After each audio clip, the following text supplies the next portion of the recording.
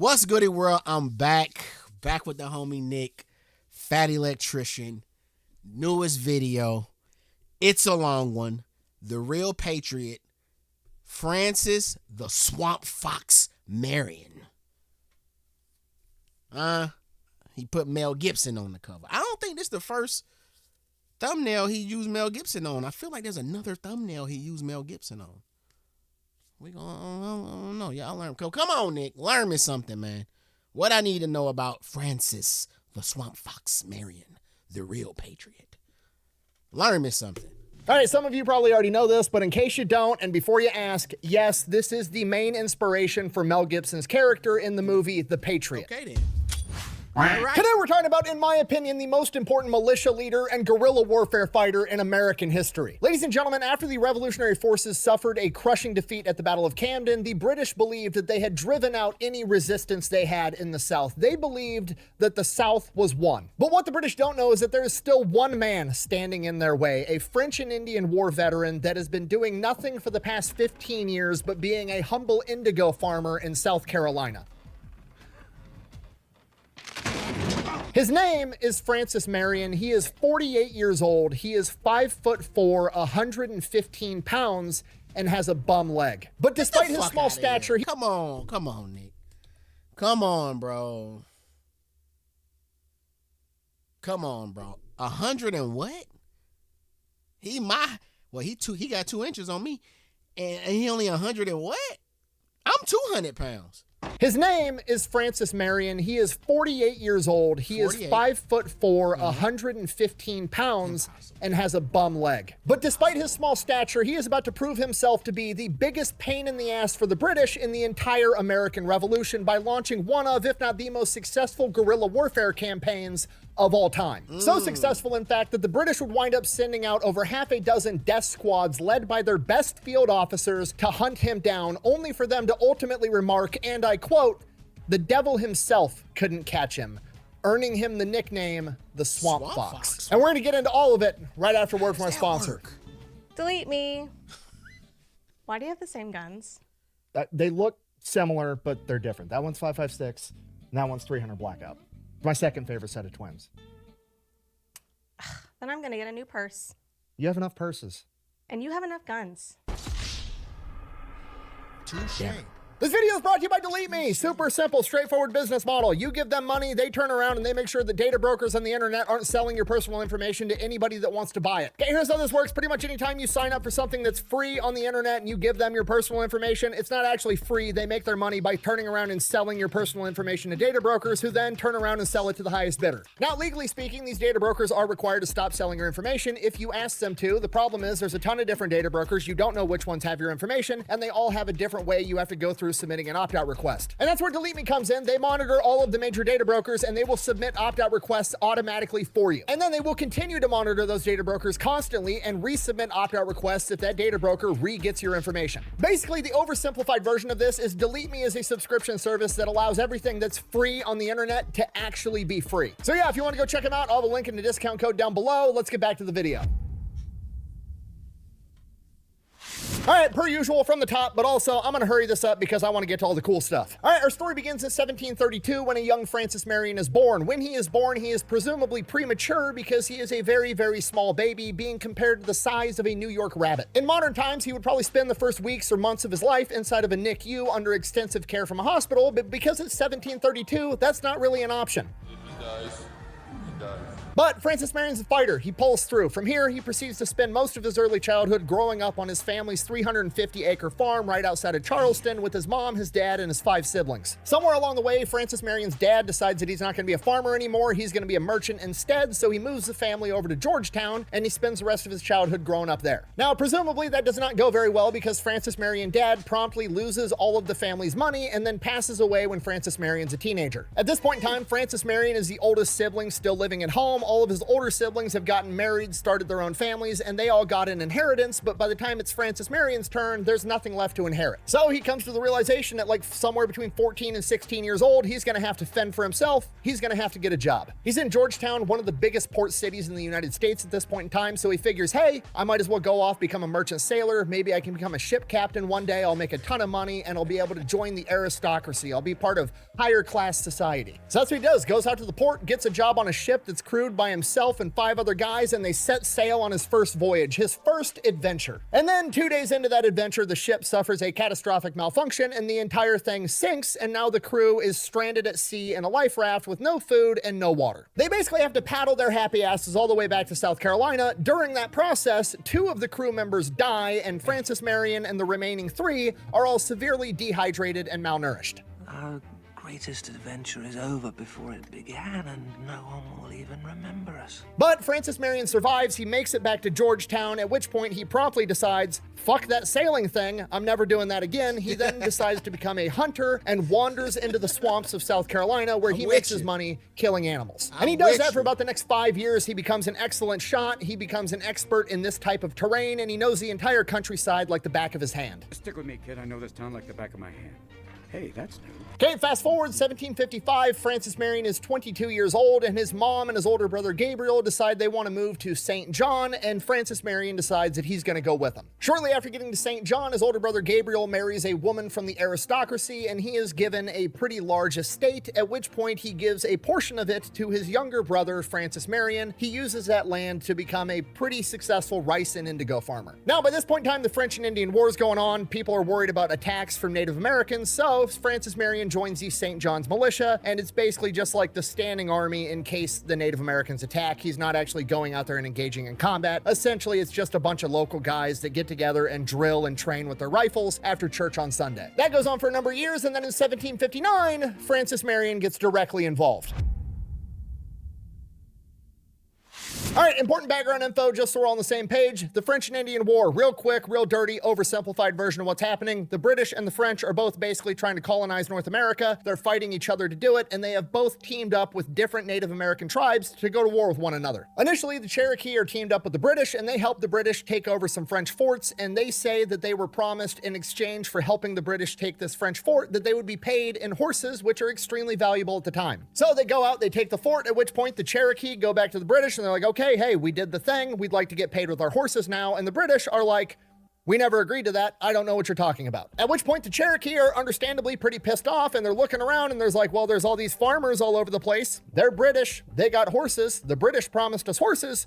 We're taking these fucking horses. So they take a bunch of farmers' horses in Virginia. Okay, that's the view of the Cherokee. Pretty understandable. From the view of the farmers who just had their horses stolen, they don't really know what the fuck is going on. They don't know that the British military promised the Cherokee a bunch of horses and then stiffed them, so they stole their horses instead, just assuming, you know, British people is British people. So as far as the farmers are concerned, they're just a bunch of horse thieves. And what do you do to horse thieves?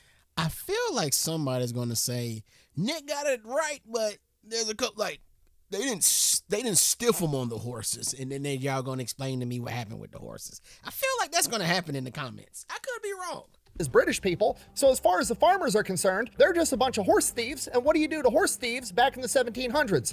You kill them. So all the Virginian guys get a group of boys together, they go out, they track down the Cherokee, they kill them, and they get their horses back. This kicks off the Anglo-Cherokee War, which is a smaller sub-war fought within the broader context of the French and Indian War. So now with things heating up, getting more serious, Francis Marion goes from being in the St. John's militia to joining the actual regimental provincial cavalry for the British, which is not a militia unit, it's the actual British military. So Francis Marion sets off on a campaign against the Cherokee Nation with the actual British military, not the militia, not a bunch of farmers that picked up muskets and brown besses from back home. No, this is the actual legitimate military, the best fighting force on the world at this point in time, and this is who Francis Marion is working with and being trained under. Actual British officers, actual British career soldiers. So while he's out on this campaign, he sees and learns how the British military actually works, how the officers think, how they prepare for battle, and most importantly, how fucking arrogant they are. These are not the open battlefields to which you're accustomed. I have fought in a great many battlefields.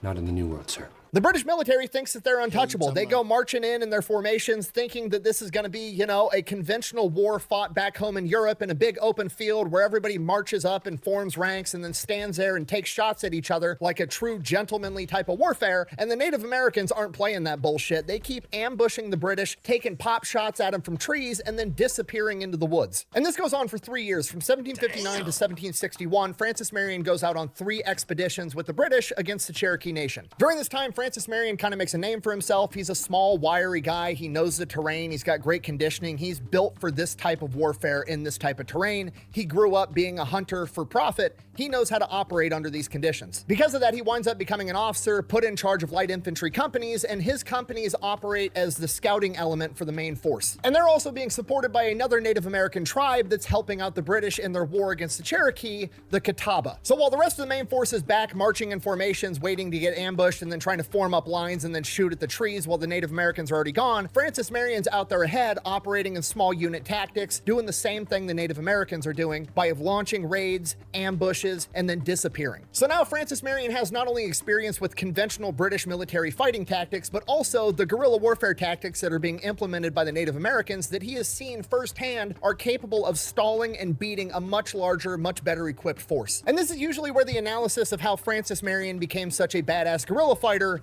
ends. But another YouTuber and historian, Zach Masick over at Dead Warrior Society, who has studied Francis Marion pretty extensively and has done like 5, 6, 7 videos that are almost an hour long just on Francis Marion, made an important discovery. On this 3rd expedition that Francis Marion was on, there was 13 men that had previously served in the French and Indian War under Robert Rogers as Rangers, and they were in Francis Marion's unit. Okay, if you don't know, Robert Rogers is like considered to be the first American Special Forces badass ever. This is why the 75th Ranger Regiment is called the Rangers, because of Robert Rogers and his Rangers. He literally developed the rules for ranging. He pioneered frontier combat, counter-guerrilla warfare, elite light infantry tactics, long-range reconnaissance. This guy started all of it. And now Francis Marion is working shoulder to shoulder and presumably learning from those guys. So not only is Francis Marion learning conventional British military tactics from the British, learning guerrilla warfare from the Native Americans, he's also learning counter-guerrilla warfare and elite light infantry tactics from the guys that started all of it, Robert Rogers Rangers. And that's just on the tactical side. He learns a lot about leadership, specifically what not to do, from the British officer in charge of the entire expedition, Archibald Montgomery. Now, Francis Marion got his initial training from British officers and professional British military, so he's a very strict disciplinarian. That is his preference. He wants all of his men to have perfect uniforms, act like gentlemen,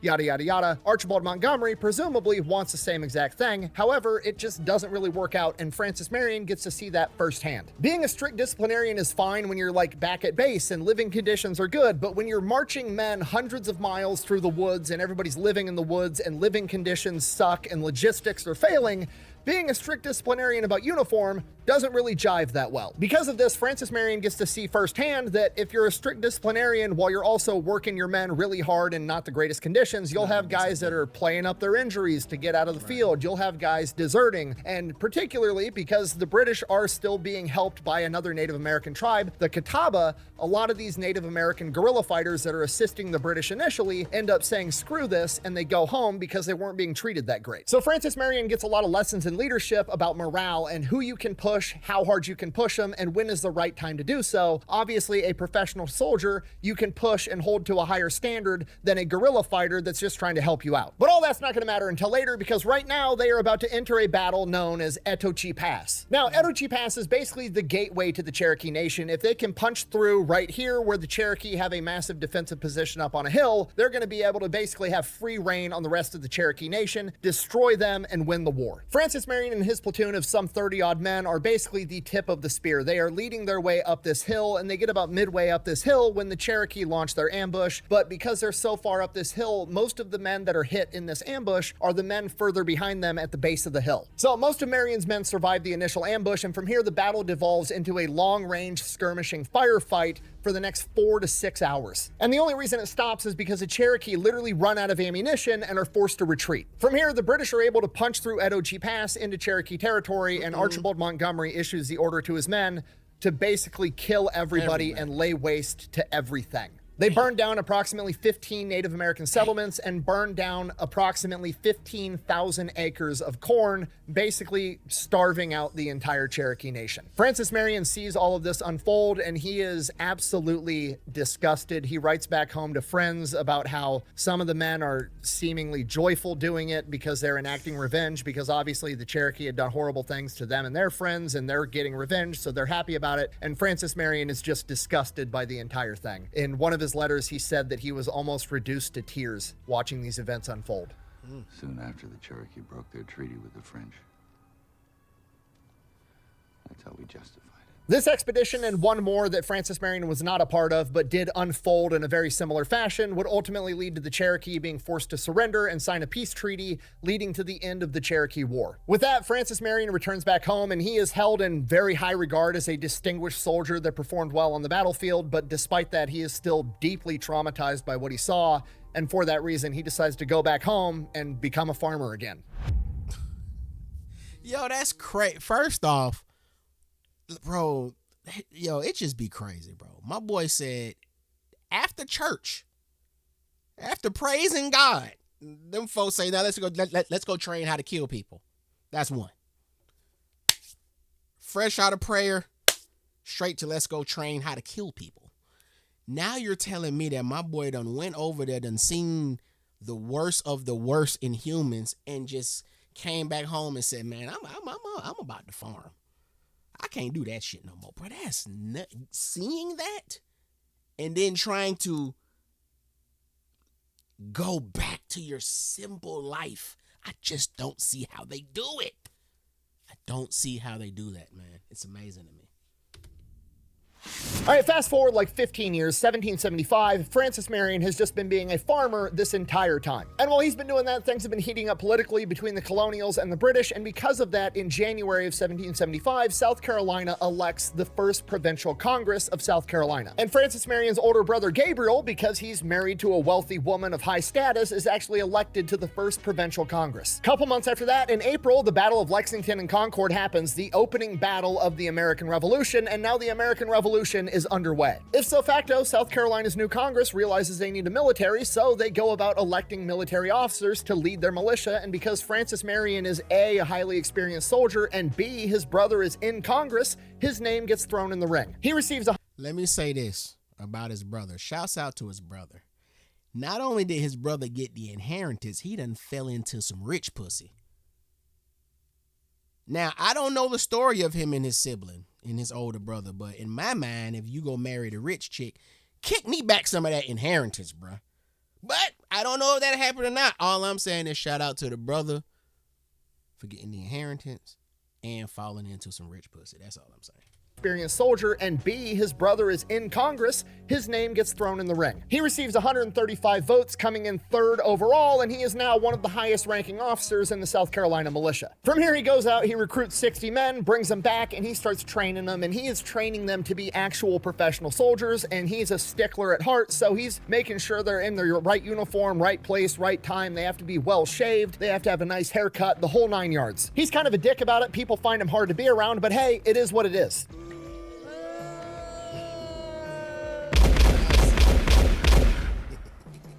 So he gets the boys trained up, and then by September of 1775, they get their first mission. The South Carolina militia is going to go out to James Island outside of Charleston, South Carolina, and they're going to capture a British fort on that island known as Fort Johnson. Francis Marion and another 150 guys from the South Carolina militia roll up to Fort Johnson. There's a small British garrison there. They're vastly outnumbered. They basically open up the gates to the fort and surrender immediately. And this is the first time that one of America's first early flags, the Moultrie flag or the Liberty flag, is raised over what was property of the British Crown. So now the British are pissed, they got to send a message. Fast forward June of 1776, the British show back up with a massive fleet and like 2,200 infantrymen. They are going to make a landing on Sullivan's Island, which basically controls the port to Charleston, the biggest port in the area. And so let me ask y'all this. The way that Nick is just like going on about the story is like this, all of like, these aren't like scheduled wars. I don't know. I just feel like war is a little more scheduled now. It's like we know when we're going in, we're knowing. It sounded to me like they're just sporadically deciding, hey, It's been 68 days since we attacked, and I feel a ways about it. So let's go attack their ass now. Let's just go sneak like the way real gang activity goes on. Like you just sitting at the house like, man, let's just go smoke these fools, man. Let's just go. I know where they at. Let's go pull up on them and just go. I feel like that's how he's explaining this. Like it's just random, but I could be wrong.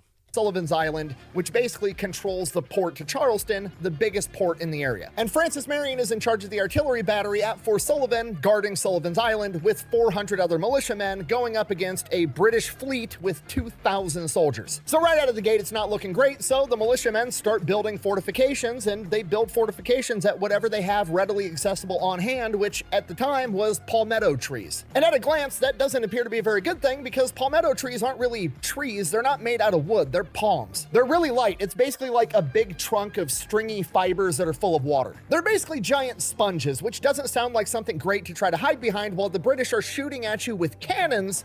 But you'd be wrong. Because once the Battle of Sullivan's Island kicks off, what they find out is palmetto trees are fucking awesome for fortifications, because once the British cannons start hitting these fortifications, they don't react the same way that normal wood logs do. Normally, when a wood log gets hit by a cannon, it blows up and shrapnel and wood splinters fly everywhere, killing and wounding soldiers. But when the British cannons hit these palmetto logs, because they're basically giant sponges, they just hit and sink into the wood, and there's no shrapnel, nothing.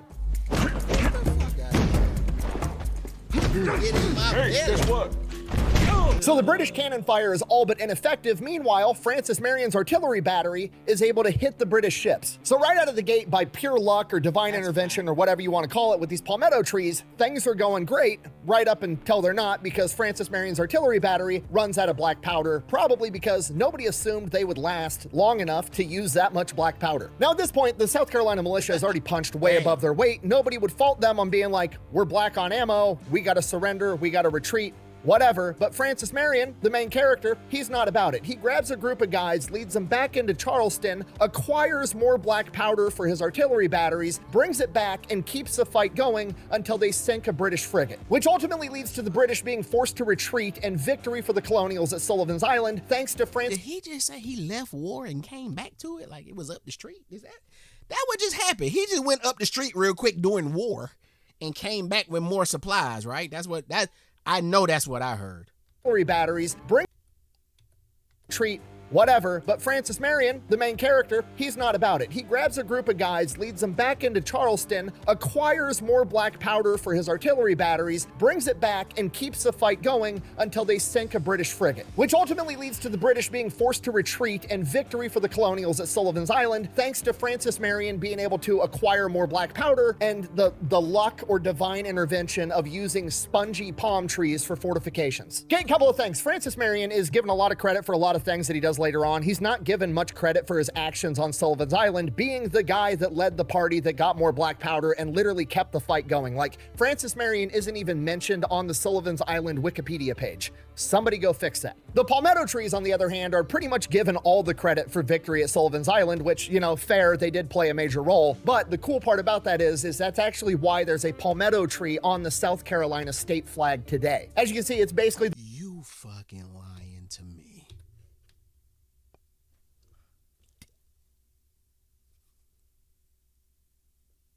at Sullivan's Island, which, you know, fair, they did play a major role. But the cool part about that is that's actually why there's a palmetto tree on the South Carolina state flag.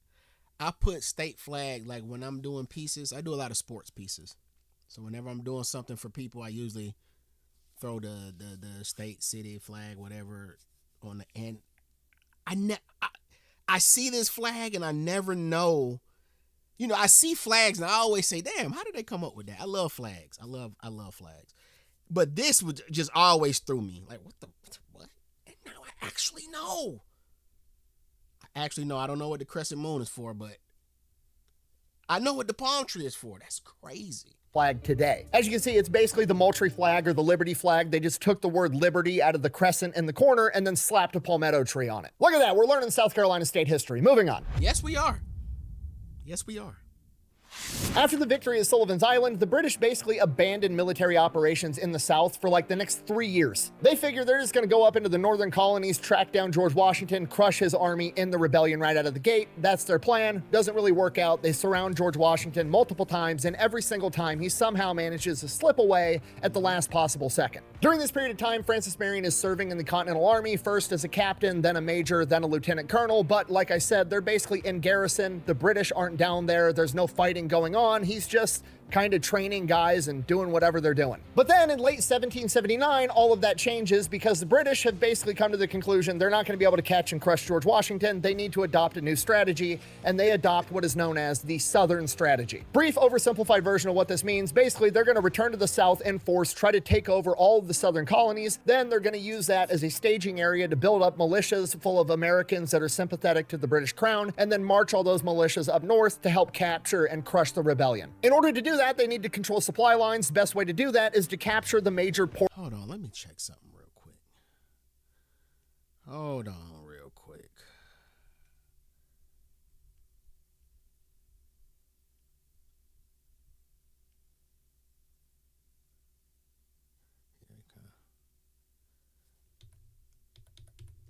Brief, oversimplified version of what this means. Basically, they're going to return to the South in force, try to take over all of the Southern colonies. Then they're going to use that as a staging area to build up militias full of Americans that are sympathetic to the British Crown, and then march all those militias up north to help capture and crush the... I was trying to figure out, I can't remember the date he said, but these folks was looking for George Washington and couldn't catch him. And then he just became president, and then you just knew where he was all the time and just was like, ooh, I can't believe he got away that much and became fucking president. Now we got to see him all the time. I know exactly where he's at and we can't touch him. Is that how that work? Ain't no way you telling me a man you've been trying to catch up with all this time you can't catch, and then he just become president of a whole country and you just got to deal with him now. That's crazy. That are sympathetic to the British Crown, and then march all those militias up north to help capture and crush the rebellion. In order to do that, they need to control supply lines. The best way to do that is to capture the major ports in the Southern colonies, primarily Savannah and Charleston. So that's exactly what they do. In September of 1779, the British go in and they attack Savannah, Georgia. Francis Marion is there on the front lines fighting with his men. They put up a fight, but ultimately they lose, and Savannah is lost to the British. Marion and the rest of the men that survive retreat back to Charleston because that's obviously where the next battle is going to take place. Now, obviously, that battle isn't going to take place for a while because war is slow, especially in the 1700s when you don't have trucks and airplanes. So Francis Marion and his men are living outside or inside of Charleston for a period of time. And during this time, because Francis Marion's a high-ranking officer, he's going out to these, fancy officer parties with all the wealthy aristocrats in Charleston, and he kind of hates all of them. He's not big on drinking, not a big fan of it. Also would rather just, get ready to fight the British rather than having fancy dinner parties. You gotta remember, Francis Marion is like a hardcore veteran at this point. He has seen all kinds of combat. He has seen the worst that people and warfare has to offer, and he knows that more of it is coming. He wants to get ready, and now he's stuck at this stupid fancy dinner party with a bunch of hoity-toity rich people sitting around gossiping, and he hates it. Eventually, he's had enough. He can't take it anymore. He's like, fuck this. That's hoity-toity, ain't it? What the fuck is a hoity-toity?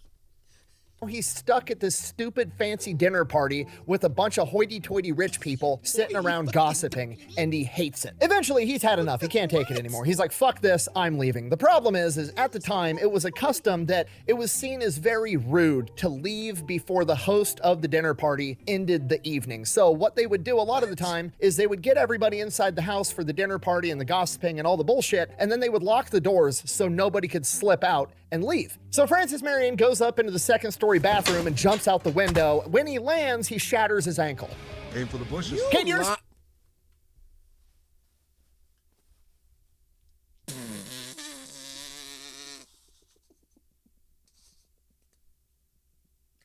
tell y'all something. I know if you a fan of the channel, you probably heard me mention The Other Guys as just one of...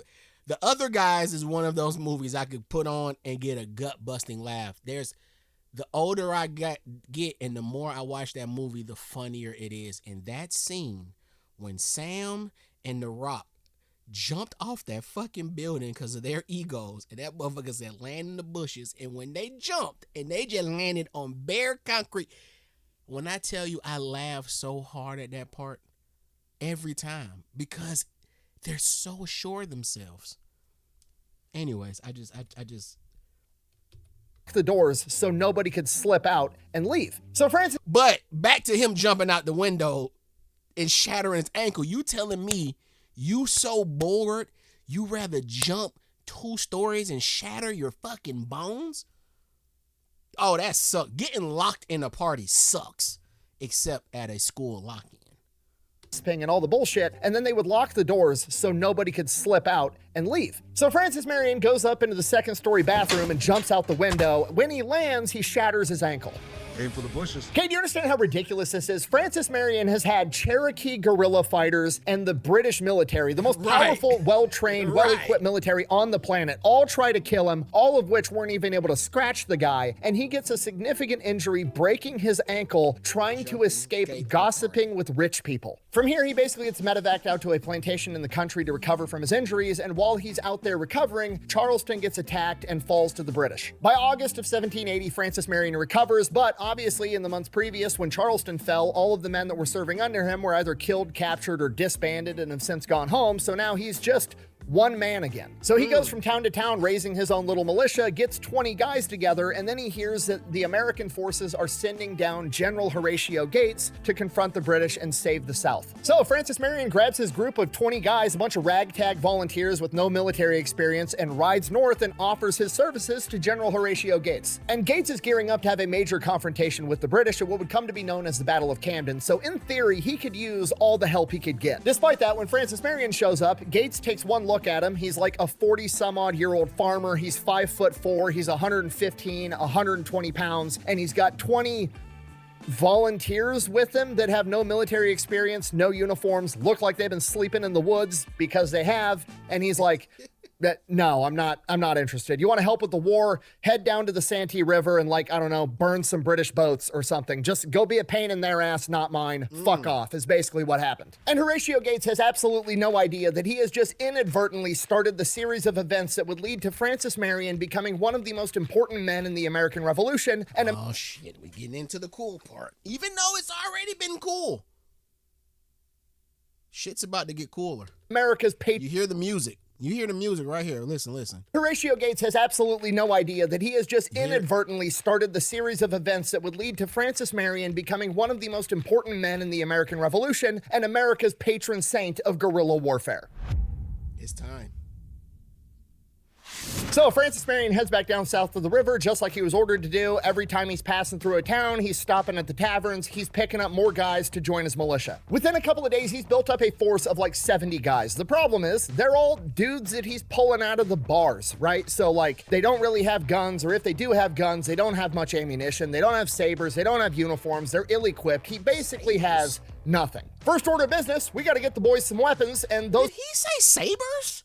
That ain't what he said. Have guns, or if they're all dudes that he's pulling out of the bars, right? So like, they don't really have guns, or if they do have guns, they don't have much ammunition, they don't have sabers, they don't have uniforms, they're ill-equipped. He basically has nothing. First order of business, we got to get the boys some weapons, and those are in short supply pretty much everywhere right now. So Francis Marion goes to a bunch of blacksmiths and sawmills and takes the old saw blades out of the sawmills and has the blacksmiths recraft them into swords. Okay, right out of the gate, Francis Marion is doing like colonial era Mad Max shit. He's about to get aggressive. And that's exactly what he does. He's got his men living out in the swamps. They're launching successful raids on these British supply ships in the river, and then British patrols ramp up and they are like trying to hunt down Francis Marion and his guys. Like a disproportionate amount of attention is now getting paid to Francis Marion. They're not able to find him because he's hiding all his guys in the swamp, but Francis Marion is like, okay, something's going on. Like, I'm being a pain in the ass to these guys, but I should not be getting this much attention. This is disproportionate. And then he finds out why, because apparently a couple days prior, the Battle of Camden had in fact happened, and America was dealt a crushing defeat. So presumably the British believe that Francis Marion and his men are just the leftover resistance of men that like fled the battlefield at the Battle of Camden, and they're just combing the countryside trying to clean everything up. Now, just so we're on the same page, the Battle of Camden was like America's last stand in the Southern Theater. Once Horatio Gates' army was defeated, that was it. As far as the American government and the British were concerned, the Southern strategy was a huge victory for the British. They had effectively driven the rebellion out of the South. Everybody was either unaware that Francis Marion was still in play, or they just completely disregarded it, because at the end of the day, what's one 48-year-old farmer gonna do against the most powerful, well-supplied military in the world, right? Well, they're about to find out. Don't really remember how many. Maybe one. And this is really where we get to see Francis Marion become the main character of this part of the Revolutionary War. Again, Mel Gibson's character in the movie The Patriot is based off of Francis Marion, but it's never intended to be like historically accurate or completely based on true events. So in the movie, Mel Gibson's character is deeply traumatized by what he saw in the French and Indian War. They capture that part correctly. That part is accurate. But then in the movie, they use that as basically Mel Gibson's character's reasoning for not wanting to go to war. He knows how brutal war is because he's seen it, and he wants to do everything to avoid it. There are alternatives to war. That is not how Francis Marion gets down in real life. Francis Marion is a hardcore revolutionary. He wants to fight, and he wants to fight right now. He's still traumatized by his experience in the French and Indian War, but he's using that as like, hey, I'm not gonna take it out on women and children and innocent people. If they're an active combatant, we're fucking. Okay, I need you to appreciate how truly insane this is. Innocent war, but he's using that as like, hey, I'm not gonna take it out on women and children and innocent people. If they're an active combatant, we're fucking. I need you to appreciate how truly insane this is. Francis Marion has just received word that the conventional army has just been defeated, and he's like, cool, I'm still gonna go fight the British with 70 dudes that I picked up at a bar and armed them with saw blades. We have no ammunition, we have very few guns. I'm still gonna take the fight to the British. Like really, put yourself in his shoes. Imagine that America got invaded by some massive military force, I don't know, like Russia or China or whatever, and Russia or China somehow defeated the United States Army and the United States Marine Corps and drove them back, forced them to retreat, and there was some random 48-year-old farmer that got 70 dudes together from a bar with no equipment and said, you know what?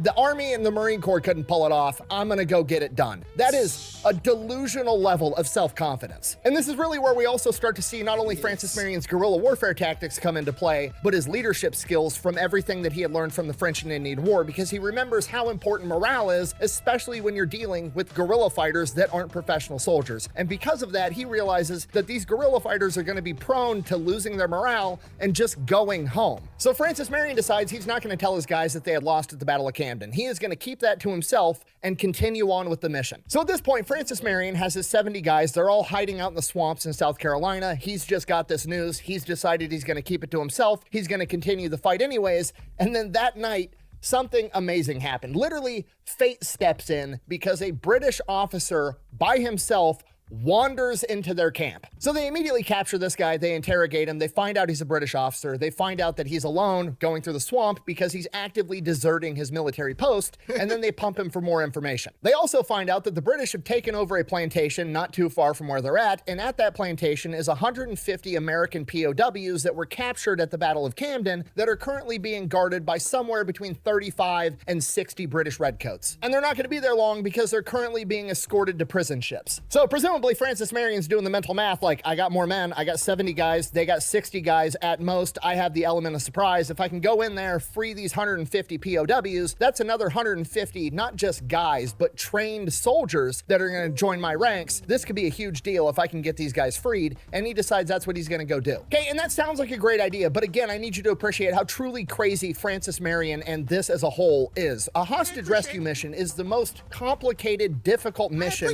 imaginable. Okay, if this was modern times and there were hostages being held at a big house surrounded by armed gunmen, they would be sending in like Delta Force or SEAL Team 6, the best of the best, most well-trained, well-equipped operators that America has to offer. And Francis Marion is about to go take this mission on with a them the guys from the recruiting commercials. Them the ones that be brave, be strong. You know those commercials that we grew up with in the 90s. They send them in. I get it. Like Delta Force or SEAL Team 6, the best of the best, most well-trained, well-equipped operators that America has to offer. And Francis Marion is about to go take this mission on with a bunch of dudes that he picked up from a bar. So that night, Francis Marion wakes his guys up at midnight and is like, come on, we got a mission to go do. They take off, they get near this plantation. Francis Marion basically sets up a small patrol base. And from here, rather than just storming in guns blazing and blind, he sends out a couple of different elements of scouts to get a lay of the land. They go out, they gather the intel, they report back to him, at which point Francis Marion determines the most likely spot that the British are going to send reinforcements is at this passing at Horse Creek, which is right near this plantation. So he sends out 16 guys being led by a guy by the name of Hugh Horry to go set up a blocking position at this bridge. In case British reinforcements do show up, they're going to stall them. Okay, and again, this is absolutely insane. To have the foresight and know-how in the 1700s to move your element close to the objective, set up a patrol base, send out scouts, gather intelligence, determine the most likely spot that reinforcements are going to show up, and send men out into a blocking position are advanced level small unit infantry tactics that aren't doctrine. This is not common sense at this point in time. It's not going to be developed for another 100 years, and Francis Marion is doing it right out of the gate. He is immediately proving that he is the Delta Force operator of his day. So Hugh Horry and his 16 guys get out to this bridge on this blocking position. Francis Marion and the rest of the main element sneak around the backside of the plantation. They're going to launch their assault from the rear. While Hugh Horry and his guys are out at this bridge, a British sentry comes by patrolling and fires a shot at him. They take care of the sentry, but immediately Hugh Horry has a fucking conundrum on his hand because he has to make a gameplay decision and they don't have radios for him to take orders. He's just going to have to go with his gut. Option A, he can do nothing. He can just hope that the British heard one gunshot and either don't pay attention to it or think that it was a fluke, or maybe they didn't hear it at all and everything's going to go according to plan. But if they did hear it and all the British inside the house go, they grab their guns and now they're waiting for some type of attack, Francis Marion and his men are going to walk face first into an enemy in a fortified fighting position and they're going to get destroyed in this battle. Now you got to remember, this is 1700s. On top of that, a lot of militaries still have this doctrine today where if you're a lower enlisted soldier and you aren't an officer and you don't have active orders, your plan is to sit there, bed down, and wait for somebody to come get you with a battle plan. That's what most people would do. But Hugh Horry and his men are Americans and we don't play that shit. When things go sideways, we just default to being aggressive. So as far as Hugh Horry is concerned, as soon as that musket went off, this battle has officially started, and he has opted to go with America's tried and true plan B, brute force and ignorance. He grabs his men and orders them to charge the front of the plantation immediately. So they all take off running. As they approach the front of this plantation, they see something incredible. For whatever reason, the British had decided that they were going to leave all of their muskets staged outside the front door of the plantation. They immediately run up to the front door. They now have all the British guys' weapons. They kick down the front door, and within a matter of seconds on the other side of the plantation, by sheer coincidence, Francis Marion launches his attack as well, and now the plantation is simultaneously being hit from the front and the rear, and the British are completely disarmed. Now, to be completely intellectually honest, I have no idea exactly what unfolded once they both hit the house at the same time. These guys weren't rocking GoPros back then, but if they were, I like to imagine it would be a montage of the coolest colonial era CQB house clearing I've ever seen. Because within a matter of minutes, the entire thing is over. 2 British are dead, 5 are wounded, the rest are taken prisoner. The hell does C... What do you say? Hold on. Of the coolest colonial era CQB house... The hell is a CQB house what? Clearing. House clearing. CQB house clearing. The hell does that mean?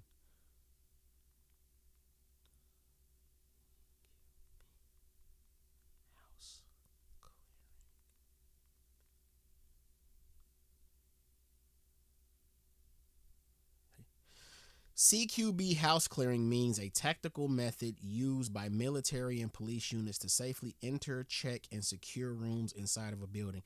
That's what they... Close quarters battle? That's what they... Is that... That just sounds like a raid. That's what they did to me.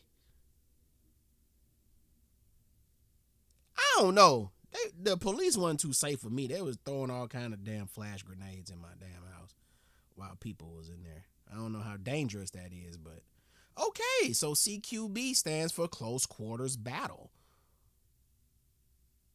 Okay, but it refers to a military method and police method of safely entering, checking, and securing rooms. I'm with that. I've ever seen. Because within a matter of minutes, the entire thing is over. 2 British are dead, 5 are wounded, the rest are taken prisoner, and they have recovered 147 POWs. And Francis Marion has 2 men that were wounded and none that were killed. This mission was perfect. It was flawless. If this happened in modern day, Francis Marion and Hugh Horry would both be getting Medals of Honor or Distinguished Service Crosses. And everybody else on the mission would probably be getting a Bronze Star. So now Francis Marion's excited. He's thinking, I just went from 70 unskilled, untrained guys to now I got a new 150 soldiers that are actually trained. I might be able to really do something here. And then when he goes to talk And they got guns.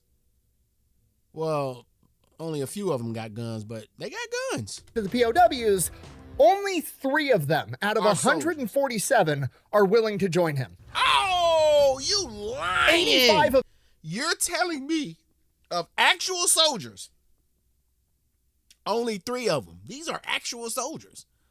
Only 3 of them said, yeah, bro, I'll go. Meanwhile, I done came in here with 70 motherfuckers from up the street and around the corner from Bench Warmers. That's the name of the popular bar. Bench Warmers. We over here by bench. I done went and got Bench Warmers. And y'all don't want no parts of this, man? What the fuck? Go, man, I'm gonna leave y'all ass here, man. 147 are willing to join him. 85 of them say they would prefer going and sitting in a British prison for the rest of the American Revolution because they are so utterly demoralized that they would rather just go serve their prison sentence than run the risk of getting caught by the British. And the rest of them just go back home. And I think from Francis Marion's perspective, this really just drives home what he already knew. This entire war is about optics and morale and keeping the men motivated. Sounds like that's what all of these wars are about. Optics and morale and keeping the men motivated to stay in, because we don't really know what's going on anyways. So from here, Francis Marion just goes back to what he was doing. He's still sending people out into towns, trying to recruit, trying to drive up morale for the Patriot cause. He's still launching, minor attacks on British supply lines, but nothing really major is going on. However, probably unbeknownst to him, he has just become public enemy number 1 as far as the British are concerned. You gotta remember, General Cornwallis, the guy in charge of this southern campaign, has basically told them, hey, we defeated the rebels at Kansas. We own the South now. It's all taken care of. And everybody's like, oh, what a great job Cornwallis did. And now he has to go back to his bosses and be like, oh, by the way, somebody attacked a plantation, took out a bunch of our troops, took them prisoner, and then freed 150 rebels. He has just went from, hey, the job is done, to what the fuck is going on over there? Obviously, you don't have this situation under control. That man insults me. So from here, the British just start throwing everything they have at Francis Marion. The problem is they're throwing blind because nobody knows where this guy is at. He's out in the swamps of South Carolina somewhere. Obviously, they're sending out Tory militias. If you don't know, a Tory is just like an American that's sympathetic to the British cause and is siding with the British. There's militias of those guys roaming around looking for Francis Marion. There's conventional army units, but in addition to that, they also send out half a dozen death squads led by some of their best field officers with their best soldiers trying to track down Francis Marion. 2 of these officers are the infamous Bannister Tarleton and the lesser-known James Weems. And these 2 guys are the inspiration for the main bad guy in the movie The Patriot. You know, the one portrayed by Malfoy's dad? Yeah, he's an amalgamation of Bannister Tarleton and James Weems. And again, one of the things the movie The Patriot does get right is these guys go on a brutal warpath to basically trick Francis Marion into coming out of hiding by taking it out on the local civilians. They burn down houses, they burn down crops, they kill livestock, and even the burning down of a Presbyterian church was real. That actually happened. To be fair, they didn't fill it with everybody in the town first and burn it down like they did in the movie The Patriot, but they still burned down the church and were running around burning down everything, destroying people's lives. Now remember, Francis Marion has a pretty long history of not liking this shit. He didn't like it in the Cherokee War when they were doing it to his enemies. He definitely isn't gonna like it when they're doing it to his people of South Carolina, and neither are any of his men. So now Francis Marion is pissed off and more motivated than he was originally, and all of his men's morale are at an all-time high. They all want revenge. So on September 4th, 1780, when there's a Tory militia of 250 men sympathetic to the British in his area of operation, it's go time. Bear in mind, Francis Marion still only has like 70 guys, and he's about to go up against 250, but at least this time they're not professional soldiers. They're militiamen just like his guys. The difference is they're not being led by Francis Marion. So Francis Marion does what he always does. He sends out scouting elements, gets intel back at what's going on. The Tories are headed his direction with 250 men. 200 are in a rear element,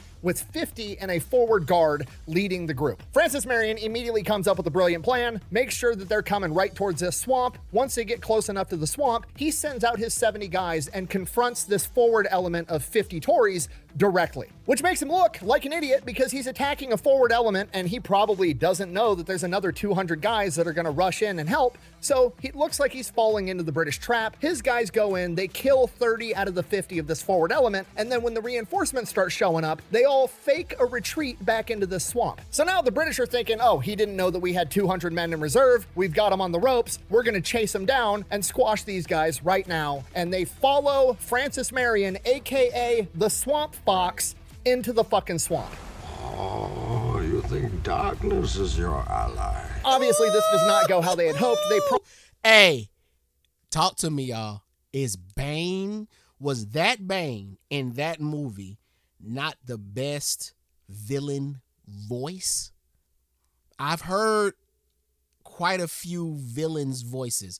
Wasn't there something about Bane's voice that was just like, it was almost melodic? It was almost poetic. Am I tripping? The sound of it was just like, oh my God, he's such a bad guy, but it's like Thanos. You know, it's like, he's such a bad guy, but I get what he's saying. I get it. But he's such a bad person. But it sounds so good coming out of his mouth. That's how I feel about Bane. I mean, just listen to him. Marion, aka the Swamp Fox, into the fucking swamp.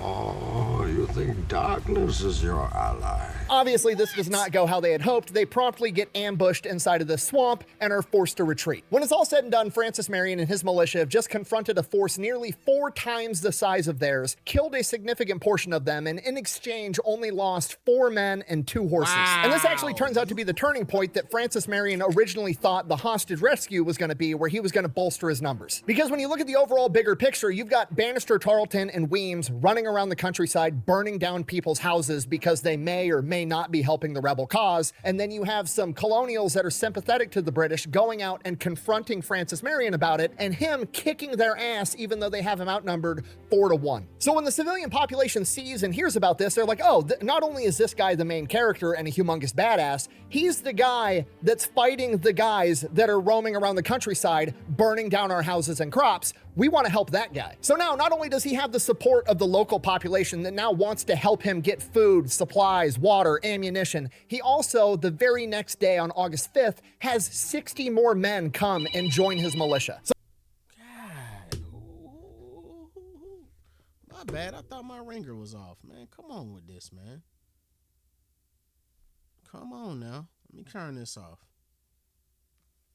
So this is a complete game changer. Now, August 5th has 60 more men come and join his militia. So this is a complete game changer. Now Francis Marion has essentially doubled the size of his militia. He is better supplied. He has sympathy from the local population. And even if the local population isn't willing to directly help him by giving him food, ammunition, supplies, or serving in his militia, they're still willing to help him by giving him information. Basically, the entire countryside is now his spy network, so to speak. And this is actually crucially important because Francis Marion, while he is excited, he's, getting momentum behind him, he's stacking up victories, he's still very conscious of how important morale is. A single loss could be a crushing loss and send this entire house of cards crumbling to the ground. So he needs this information so that he can pick and choose his fights to ensure victory every single time, because a single loss could be the final loss. In the coming weeks, Francis Marion makes the most of his newfound support. He's getting new men, he's getting supplies, he's getting everything he can, including information. And some of this information is that there is a Tory militia held up at a place called Red Tavern about 50 miles down the road. Game on. Okay, this is going to be a cakewalk. We've ambushed the British before while they were inside of a structure. This time, we have superior numbers, we're better supplied, and they don't even have hostages we have to worry about this time. It should be easy. Important context, though. Francis Marion does have like 100, 110 guys under his command at this point in time, but remember, they're militia. These are guerrilla fighters. Some guys are always, going home to help with stuff, going home to check on things. He also has to start leaving some men behind to guard supplies. He has other men out on other missions like doing surveillance, scouting operations, all kinds of stuff. So he's not bringing 100, 110 men to this fight. He's bringing somewhere between 60 and 70. But that should still be plenty because according to his intel, the Tory militia only has about 50 guys there. So if he's bringing 70, he's going to have superior numbers. On top of that, he has the element of surprise. And we also can't discount the fact that these, again, are not professional British soldiers. They're militia just like him. He should be able to mop this up pretty quick. So Marion and his guys make their way towards this tavern. They're going to launch their assault at night. They're going to take him by surprise. The same game plan as before. If it's not broke, don't fix it. As they're approaching the Red Tavern, they have to cross this creek. There's a little bridge there going over the creek, and all of his men are on horseback at this point. And as they're crossing the bridge on horseback, apparently the horse's hooves on this wooden bridge make a shit ton of noise and alert the British that they're there. Now, some historians argue that this is overhyped and that the noise on the bridge wouldn't have alerted the British to set it up, and they think that there was, you know, a bunch of British spies that were also feeding intel that Marion was in the area. It was probably a conglomeration of the two. Dead Warrior Society also agrees with me on this, that, you know, yes, they were probably alerted by their spy network that Francis Marion was in the area, so they were already on high alert. And then when they hear all these horses crossing the bridge at night of 70 dudes on 70 horses, oh shit, Francis Marion's here. So unbeknownst to Francis Marion and his men, all the British exit the tavern and go out and hide in a field near the tavern and stage an ambush. Francis Marion's guys walk right into this ambush. They receive a huge volley from this field where they weren't expecting the enemy to be, and they immediately start retreating. Francis Marion immediately leaps into action, splits his force in two, has half of them reform up and start laying down suppressing fire on the enemy, while he takes the other half and orders them around in a flanking maneuver and crushes the British position in a matter of minutes. Again, Francis Marion showing what a tactical genius he is. He has basically just pulled off a platoon-size element react to contact maneuver with a bunch of men that have never drilled it and don't even know what it is. But under his leadership, they're able to execute it and get the job done live in a real firefight. When the smoke settles, 3 members of the Tory militia have been killed, 13 have been wounded, some of them get captured, and the rest flee. Now, that doesn't sound very impressive, like, oh, you killed 3 of the enemy, like, big whoop, what a big deal, but it is a big deal because, like I said before, this war at this point in time, from Francis Marion's perspective, isn't about crushing and annihilating your enemy. Remember, these are Tories. These are people that live in South Carolina. This war is about establishing higher morale. And you do that through victories, forcing the enemy to retreat, and then treating the people that you've defeated well, because you want everybody to realize, oh, you're the good guys. You're not gonna burn my house down or execute the prisoners that you take on the battlefield. If you're able to do that, you've demonstrated, oh, you're morally superior. On top of that, you're able to beat the enemy on the battlefield. Right. You must be the good guy. You're who I want to side with. You're who I want to support. So while taking out 3 enemies doesn't seem like a huge deal, this is actually the best type of victory that Francis Marion can possibly get. On top of that, they capture a bunch of supplies that the Tories had, and they also capture the Tory militia leader, General Ball's horse, that Francis Marion takes as his own and names Ball. And here's the kicker: 5 members of this Tory militia, including the second in command, all offer to join Francis Marion's militia. Okay, which sounds weird when you're thinking about warfare in the modern sense, like at no point. Is that thunder? Babe. Did y'all hear that? She gonna say, well, the damn show ain't your guts bubbling. What the? What does that mean, babe? But that was? Damn. What the fuck? It was either somebody kicking my house, or it was thunder. Point would, you know, an American soldier get defeated in battle and then like join ISIS or the Taliban, but this is a completely different thing.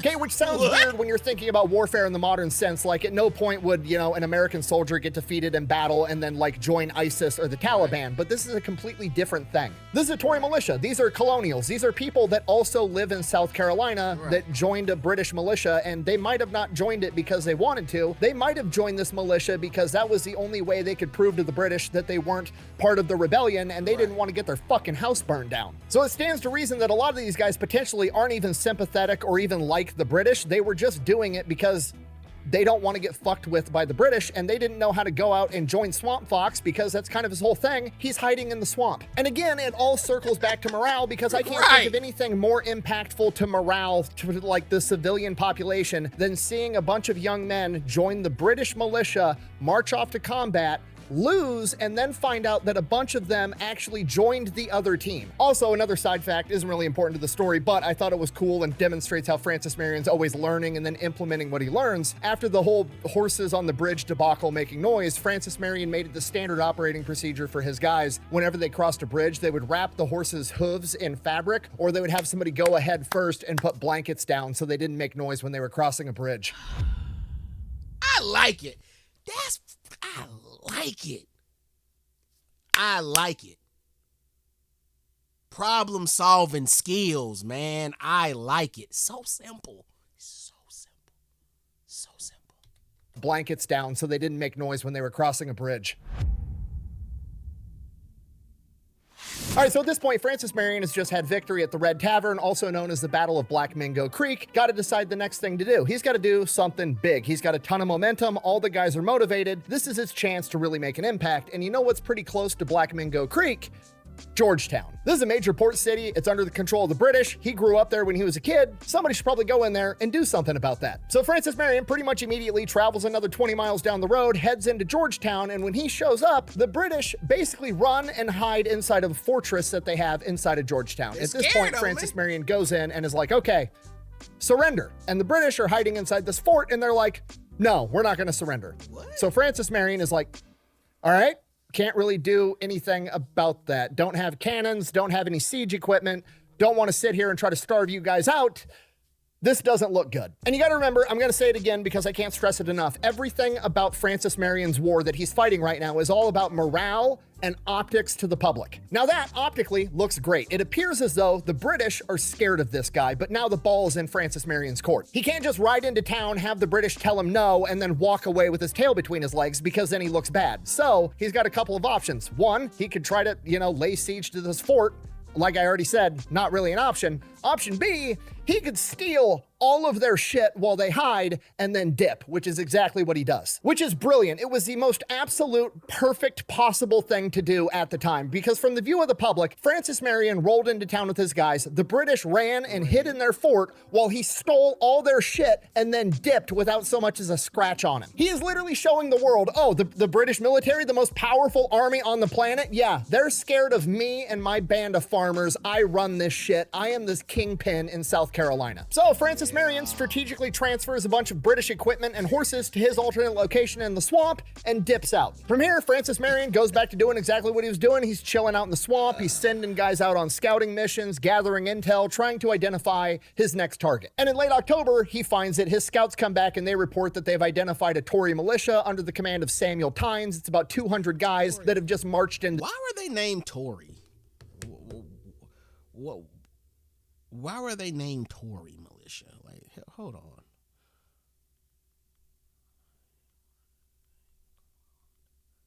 Tory militias.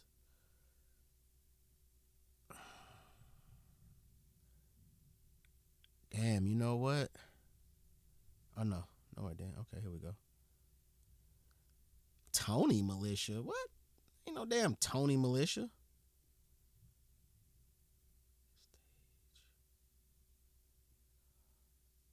Stage no, that's not it. Okay, it's not showing me. Okay, how about this? Tory militia, and then maybe that'll. All right, I know what it is, but why were they named? Okay, the name. Okay, here we go. The name Tory was a political label used by patriots to describe anyone who stayed loyal to King George III. Why? Y'all help me figure it out. I'm not about to spend too much time on that. Y'all let me know, why were they called Tory militias? The area of new recruits. They're planning on getting trained up out in the woods, and then they're going to go out and confront Francis Marion. Francis Marion figures, I'm going to go crash this party before it even starts. And if he can achieve victory here, not only is this going to bolster the morale of his men and all the people that already support him, it's going to demoralize the enemy. Like, oh, you're going to come into my AO, you're going to raise an army, you're going to try to confront me. I'm going to knock you down before you even get on your feet. And again, Francis Marion does not have 200 guys. At most, he has 150 under his command, but he probably doesn't have 150 at any given point because dudes are always out on separate missions. Dudes are always going back home to check on things. So we don't really know how many men he has, but we know for sure he's outnumbered. But again, he's got tactics, and they don't know he's coming. And more importantly, like we've already established, every single time Francis Marion goes into battle, he gains more experience and is able to immediately apply it to the next battle. Help me understand though. So what is the actual United States military doing at this point?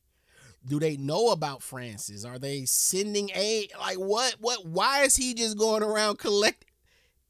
It's the way Nick is telling the story, like when it came to the actual United States military, is almost like they lost. And he kept the ball rolling on their behalf, but they don't know he's doing it on their behalf. That's what it seems like, because it's not sounding like any aid is coming his way. Am I tripping? I don't think I am. Let me know, bruh. What is everybody else doing? Battle. Now remember, the Battle of Mingo Creek, the two things that went wrong were the horses were noisy on the bridge, and potentially there were spies that gave away his position. Okay, we've already addressed the horses on the bridge. What do we do about the spies potentially ratting him out and giving away that he's coming to get these guys? Francis Marion, in a stroke of genius, being 10 steps ahead of everybody at all times, has his men go out into the taverns and into towns and loudly talk and spread the rumor that Francis Marion and his militia are heading to a different part of the state in the other direction. So any intel the British get is going to be the exact opposite. These guys are going to be out there in the woods thinking they've got all day and tomorrow to train their troops up before they have to go track down Francis Marion, when in reality, he's coming for them. October 25th, 1780, Francis Marion and his guys have tracked down the new Tory militia led by Samuel Tynes outside of Tearcoat Swamp. This time, Francis Marion goes back to the same playbook. They decide that they're going to attack at midnight when the enemy is least expecting it, and there's as few guards as possible, and everybody is sleeping. Except this time, there's no structure. There's nothing they got to worry about. These guys are out in an open field, so Francis Marion splits his guys up into 3 groups. He's got a group going right up the middle, then he's got 2 groups going around the outside in a flanking maneuver, and they're going to double envelop the enemy. They're going to absolutely crush them because they don't even know they're coming. He gets all of his men into position, then he signals for the attack to start by firing his pistol. All 3 units take off and converge on the target at the same exact time, absolutely crushing this militia. In a matter of minutes, 6 of them are dead, 14 of them are wounded, another 23 are captured, and the rest are scattered and running. And Marion didn't lose anybody. In fact, he actually gained people. What? He gets all of his men into position, then he signals for the attack to start by firing his pistol. All 3 units take off and converge on the target at the same exact time, absolutely crushing this militia. In a matter of minutes, 6 of them are dead, 14 of them are wounded, another 23 are captured, and the rest are scattered and running. And Marion didn't lose anybody. In fact, he actually gained people because some of the Tories turned around and joined his militia instead, and then on top of that, he also gained a ton of new supplies by sacking this encampment. And again, taking out 6 enemies, capturing a handful, wounding another handful doesn't seem like a big earth-shattering thing, but he's just stacking up victory upon victory upon victory, and it just looks like nobody can oppose this dude. He is invincible. And every time he takes out a Tory militia, it makes it that much harder for any other Tory militia to pop up, because everybody's gonna go, no, I don't want to join a militia for the British because, you know, Francis Marion's guys are going to pop up out of the woods out of nowhere and kill me in my sleep. I'm good. I'd rather just stay home. And while all these small victories seem like... My boy done became a myth. My boy's a ghost. He's a swamp ghost. I like it. They could easily be insignificant in the grand scheme of things, they're not. Stacking up these small victories in South Carolina literally changed the entire trajectory of the Revolutionary War. Because at this point, Cornwallis is forced to abandon his plans to march further north and to go back and solely focus on getting South and North Carolina back under control. Francis Marion and his ragtag group of farmers stacking up these small victories has literally altered and ruined the plan of the most powerful military on the planet. And now they're gonna... So basically, while they're moving onward, y'all know who I get that from? Y'all let me know if y'all know. Onward. While they're moving onward, my boy is coming behind them, just fucking up all the work they left behind, just undoing everything they left behind. Oh, this is so hard. It's so much video left. Yes. Literally altered and ruined the plan of the most powerful military on the planet. And now they're gonna have to figure out what to do about Francis Marion. And in the meantime, Francis Marion just goes on a tear of guerrilla warfare, launching raids all over the place. People are supporting him now. He's getting food, he's getting weapons, he's getting supplies. He's even got some Native American warriors coming and helping to fight with him from the Catawba Nation. Where is the U.S. military, Nick? Shit. What do you mean all these people? Where's the U.S. military helping him? Y'all, come on, Nick. Say it already. Shit. And these Catawba warriors are training all these farmers how to fight like a Native American with guerrilla warfare tactics, how to, take pop shots from the trees and disappear, how to fight with knives and tomahawks. And this is where, the Patriot character gets his tomahawk. Francis Marion was never known for carrying a tomahawk into battle, but his men did start doing it after they... Did that shit say the boy? Was never known... Oh, no, it don't say the boy. I don't know what the hell it says. For carrying a tomahawk. Oh, it says Captain, C-A-P-T. I don't know I don't know. Tomahawk into battle, but his men did start doing it after they started working with these Catawba warriors. By October of 1780, the British have decided how they're going to handle Francis Marion. They're basically going to redouble down on their efforts of actual British soldiers, the best of the best, being led by Bannister Carleton and Weems, to go out and track him down. Previously, they were like, be on the lookout for this 48-year-old farmer out in the woods with some other dudes. Now it is like, no, go find this motherfucker and stop him. So Weems and Tarleton decide they're going to do what they were doing before, just harder. They're going to burn down even more houses, more plantations, more crops. At one point, they hang a ferryman because he refused to, transport British troops across the river. They hang the guy in front of his wife and kids. They're just absolutely roaming around, committing war crimes, terrorizing the civilian population. And as we already know, Francis Marion absolutely hates everything about this, but he's in charge of a bunch of guerrilla fighters. They're all kind of, loose cannons, and he actually has two of his higher ranking guys go out and try to do the same thing to Tory families, and he immediately pulls them back in and reprimands them in front of the entire company and tells all of his guys, this is not how we conduct warfare. His exact words were, and I quote, "To distress innocent women and children is the most despicable of crimes." So A, Francis Marion is just morally opposed to this, which is great. But B, it also still serves his purpose in the grand scheme of things because, again, it's all about optics and morale. So when everybody sees the British are roaming around the countryside, hanging men in front of their wives and kids and burning down their homes, and Francis Marion is not engaging in that type of behavior, everybody wants to support that guy. So obviously, Francis Marion is going to have to do something about this. He's going to have to go confront these guys. The problem is, Bannister Tarleton is a formidable enemy. As far as conducting warfare goes, even though he's brutal about it, he is the best of the best that the British military has to offer as far as getting the job done. To give you an idea of who Francis Marion is now dealing with, Bannister Tarleton is most famous for the Battle of the Waxhaws at this point in time, which was previously this year in May of 1780. The long and short of it is he took his 150-man cavalry unit and chased down an American Continental Army unit of 350 men that had a 10-day head start and were 150 miles away. He caught up to them in 54 hours. He then proceeded to launch an attack, more of a massacre that killed 113 of them, wounded 150, and captured an additional 53. And in exchange, he suffered 5 killed in action and 13 wounded. This is not another militia leader that just got a group of boys together. This is a dangerous opponent for Francis Marion. But he's got to be stopped, and Francis Marion and his militia are the only men for the job. So they go to work. They use their spy network. They're sending out scouts. They hear that Bannister Tarleton is going to be crossing the river with his men at Nelson's Ferry, so they set up an ambush and wait for the crossing. Bannister Tarleton, being a worthy opponent, does the same thing. He hears that Francis Marion knows that he's coming, and he's setting up an ambush at Nelson's Ferry, so he doesn't walk into the ambush. Instead, he orders his men to set up a camp and then make it look like they left in a hurry, and then he spreads the rumor around that he has retreated back to Camden, trying to bait Francis Marion into chasing him. Tarleton then goes to a nearby plantation owned by Dorothy Richardson, who is the widow of General Richardson, a well-known American patriot in the area, and he lights a massive bonfire next to her house, clearly trying to make it look like he's burning down the house of a widow of a rebel sympathizer to bait Marion into attacking him. And it almost works, but before it does, fate steps in because Dorothy Richardson's son comes into Francis Marion's encampment and warns him, hey, this is a trap. Bannister Tarleton has 400 men in that wood line with 2 cannons. At which point Francis Marion decides, all right, we're outnumbered. He wants me to chase him. Nah.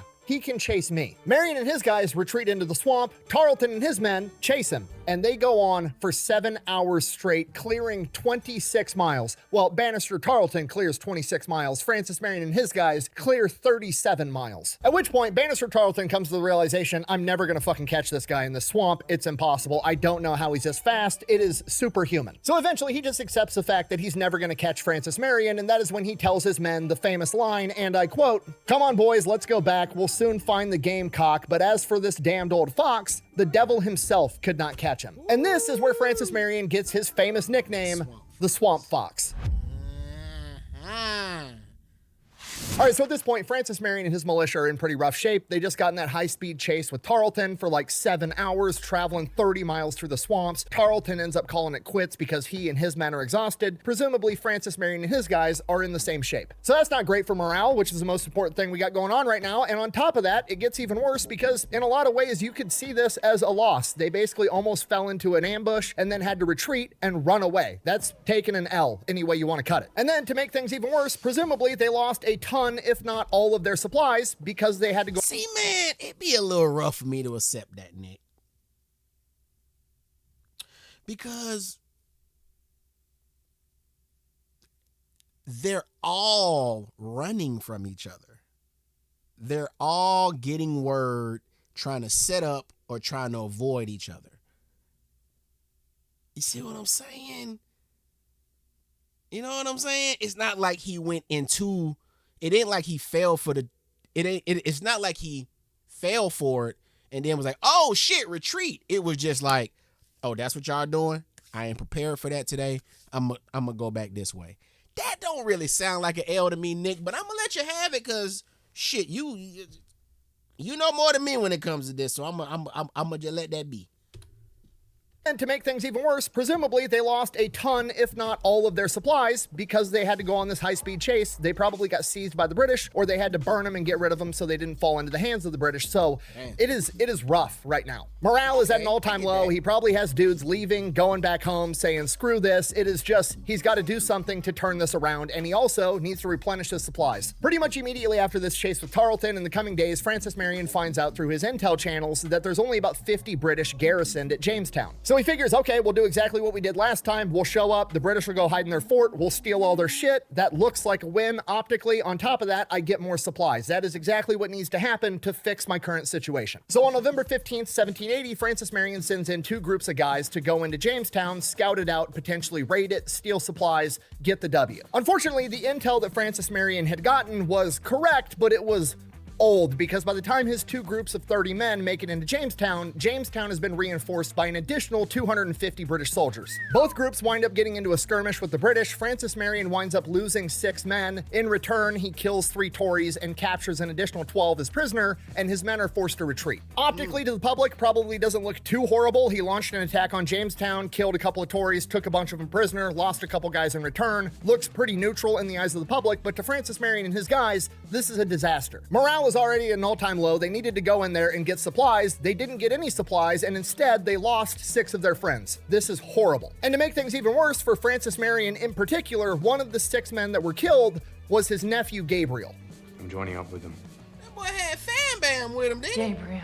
From here, there's not a lot Francis Marion can do. It's late November, winter is on its way, and he's got to find somewhere to set up camp to survive this winter. So he goes out deep into the swamps of South Carolina, somewhere where nobody's going to be able to find him, and finds this spot known as Snow's Island. Basically, the PD River veers off from a creek, so he is essentially in this position surrounded by water. He has effectively given himself a moat and this impenetrable terrain position. From here, he's still conducting guerrilla warfare operations, just nothing major. He's still sending out small groups of guys to gather intelligence, raid British supply lines, get more supplies, little tiny stuff they need to do to survive, but he's not going to be doing anything big until winter's over. But then something amazing happens. He starts getting all kinds of supplies from the local population. He starts getting a ton of more volunteers. In a matter of weeks, he goes from having like 200 guys to having over 700 men. And this all happens because after Bannister Tarleton had given up chasing him, after Bannister Tarleton effectively beat him, he somehow still managed to turn around and turn it into a loss for the British. Remember, this entire thing is all all about morale and optics. The British came out of the Bannister-Tarleton chase looking fantastic. Francis Marion was running things in South Carolina. Then Bannister-Tarleton shows up, a hot shot from Great Britain, their military leader, and he chases Francis Marion out of town, and now Francis Marion is gone. That is the W for the British. Optically, it looks absolutely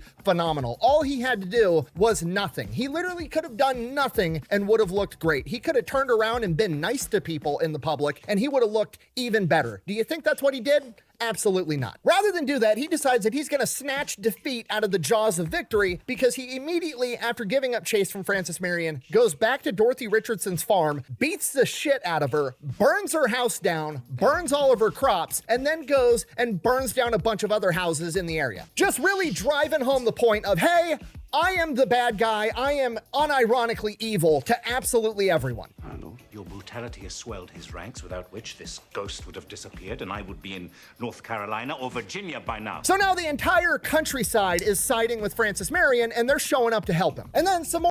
I like swamp ghosts better than swamp fox. That's all I'm saying. You heard my boy say. That's all I'm saying. So now the entire countryside is siding with Francis Marion and they're showing up to help him. And then some more intel falls into his lap that about 250 fresh British soldiers just got here from across the sea and they are being escorted by a more veteran military unit up to Camden so they can get more training and get better equipped. Okay, this is the perfect target. Francis Marion now has the opportunity to set a tone and demoralize the new guys that just got here right out of the gate. And that's exactly what he does at the Battle of Halfway Swamp on December 12th, 1780. He gets all of his guys. They basically go out and they surround these 250 redcoats. Does Francis Marion have superior numbers? Yes. Could he go out and confront them in the open field and probably crush them? Absolutely. Is that what he's gonna do? Nah, he still goes full guerrilla warfare mode. Why? Because one, it's effective, and two, it's all about morale. If he goes out and confronts in the open field, he's almost certainly gonna lose more men than if he just sits there in the wood line and picks all these guys off. Francis Marion doesn't give a shit about being a gentleman and doing warfare the gentlemanly way. He cares about the lives of his men, and when the men see that, it's gonna increase their morale and they're gonna wanna follow him even more. So Marion's militia goes out there, they're picking off all the pickets, which are like the forward elements from the main body, and picking off officers left and right. After he softened them up and got them all discombobulated, he launches a head-on assault and forces the British to retreat. They chase him for like a mile and a half. Eventually, the British run into this big rail fence and they're basically stuck. They're forced to turn around and adopt a defensive fighting position, at which point the British officer in charge, General McClareth, sends out a messenger to Francis Marion. He wants to talk. Francis Marion, presumably thinking about what he's always thinking about, morale and the lives of his men. Okay, maybe this guy's willing to surrender, and if he's willing to surrender, that's a W for me. I remove the bad guys from the battlefield without having to kill them and risk the lives of my men. Sure, I'll talk with this guy. So they go into this meeting and this British officer informs Francis Marion that his actions of ordering his men to pick off the forward elements and the officers is, and I quote, violates the rules of warfare and civilized nations. Get the fuck out of here, boy. I know you lying to me. What, fuck you? Well, fuck you and everything y'all got going on over there. I don't want to hear none of that shit. It's against her. Boy, shut your stinking funky ass up. Quote, violates the rules of warfare and civilized nations. To which Francis Marion responds, my actions are infinitely more humane than the actions of Weems and Tarleton, who are running around the countryside burning down homes and harming innocent women and children. As long as your men continue burning down people's houses, my men will continue shooting officers and pickets. You know, this is not the conduct of a gentleman. If the conduct of your officers is the measure of a gentleman, I'll take that as a compliment. And this is where things get weird. At this point, the British officer makes a proposal to Francis Marion. He wants to have a duel, but not Francis Marion versus McClareth. McClareth wants to take his 20 best marksmen versus Francis Marion's 20 best marksmen and have a 20-man duel in the middle of... Big old game, y'all. I told y'all, it's just a big game. Big game. Everybody, and basically winner takes all, the other team surrenders. Now, presumably, Francis Marion's thinking, okay, this guy's, officer and gentlemanly, surely he wouldn't lie. On top of that, his 20 best marksmen are British soldiers. They have smoothbore muskets. My 20 best marksmen are all guerrilla fighters that have Kentucky rifles that are 3, 4, 5 times as accurate as a smoothbore musket. These guys don't stand a fucking chance. And optically, how's it gonna look for morale when I'm challenged to a duel? I accept the duel, and my 20 best guys absolutely absolutely shit stomp the British's 20 best guys in open combat. It's going to look great. So Francis Marion takes the deal. From here, they agree they're going to have this duel first thing in the morning. That night, they're going to pick their 20 best men. Maybe the men are going to go train, whatever. They basically set up camp for the night. And then in the middle of the night, the British tuck tail and run. Morning comes around, Francis Marion realizes what has happened. The British officer, in a gentlemanly warfare type fashion, fucking lied and ran away from the duel that he proposed, so Francis Marion and his guys chase him down. They finally reach this element, and the entire situation devolves into this, like, the British are still retreating while firing back, and Marion's men are advancing while firing. It's like this retreating skirmish. Eventually, the British come upon this plantation that's up on a hill owned by the Singleton family, and they run up onto this hill, take over the plantation, and set up a really good defensive position, at which point Francis Marion is heavily considering going up there and taking them out anyways. But he's not just going to run in there blind, he's going to do what Francis Marion does. He's going to be prepared for everything. He sends out scouts, they're scouting the area, he's gathering intel, and when he's gathering intel, he finds out that the Singleton family residing in that plantation currently has smallpox. At which point, Francis Marion is like, I'm not about to have all my men be getting smallpox. The British should probably already have smallpox at this point. Biological warfare is good enough to me. Pack the shit up, boys. We're going back to the fortress at Snow Island. No. Once he gets back to Snow Island, Francis Marion... That's so fire. The fact that he said, you know what? If this family got smallpox, them folks gotta have it. It's contagious as hell. I'm out of here. I'm out of here. We just let smallpox take care of their ass. And then to actually do it. He could have been egotistical and like, ooh, let's sneak up on them while they're sick and let's gun them down while they. But then some of your men might catch it, and if some catch it, then hell, we already know how that go. Is finally able to establish contact with the Continental Army by way of Nathaniel Greene, aka the Fighting Quake. Okay, let me start this chapter over, cause damn. Once he gets back to Snow Island, Francis Marion is finally able to establish contact with the Continental Army by way of Nathaniel Greene, aka the Fighting Quaker, aka George Washington's right-hand man, one of the most important generals in the American Revolution. Okay, just so we're all on the same page, just because I want this to be perfectly clear, everything Francis Marion has done in the Revolutionary War up till this point has been completely unguided, unprompted, and his own idea ever since his last order he was given by Horatio Gates months and months and months ago.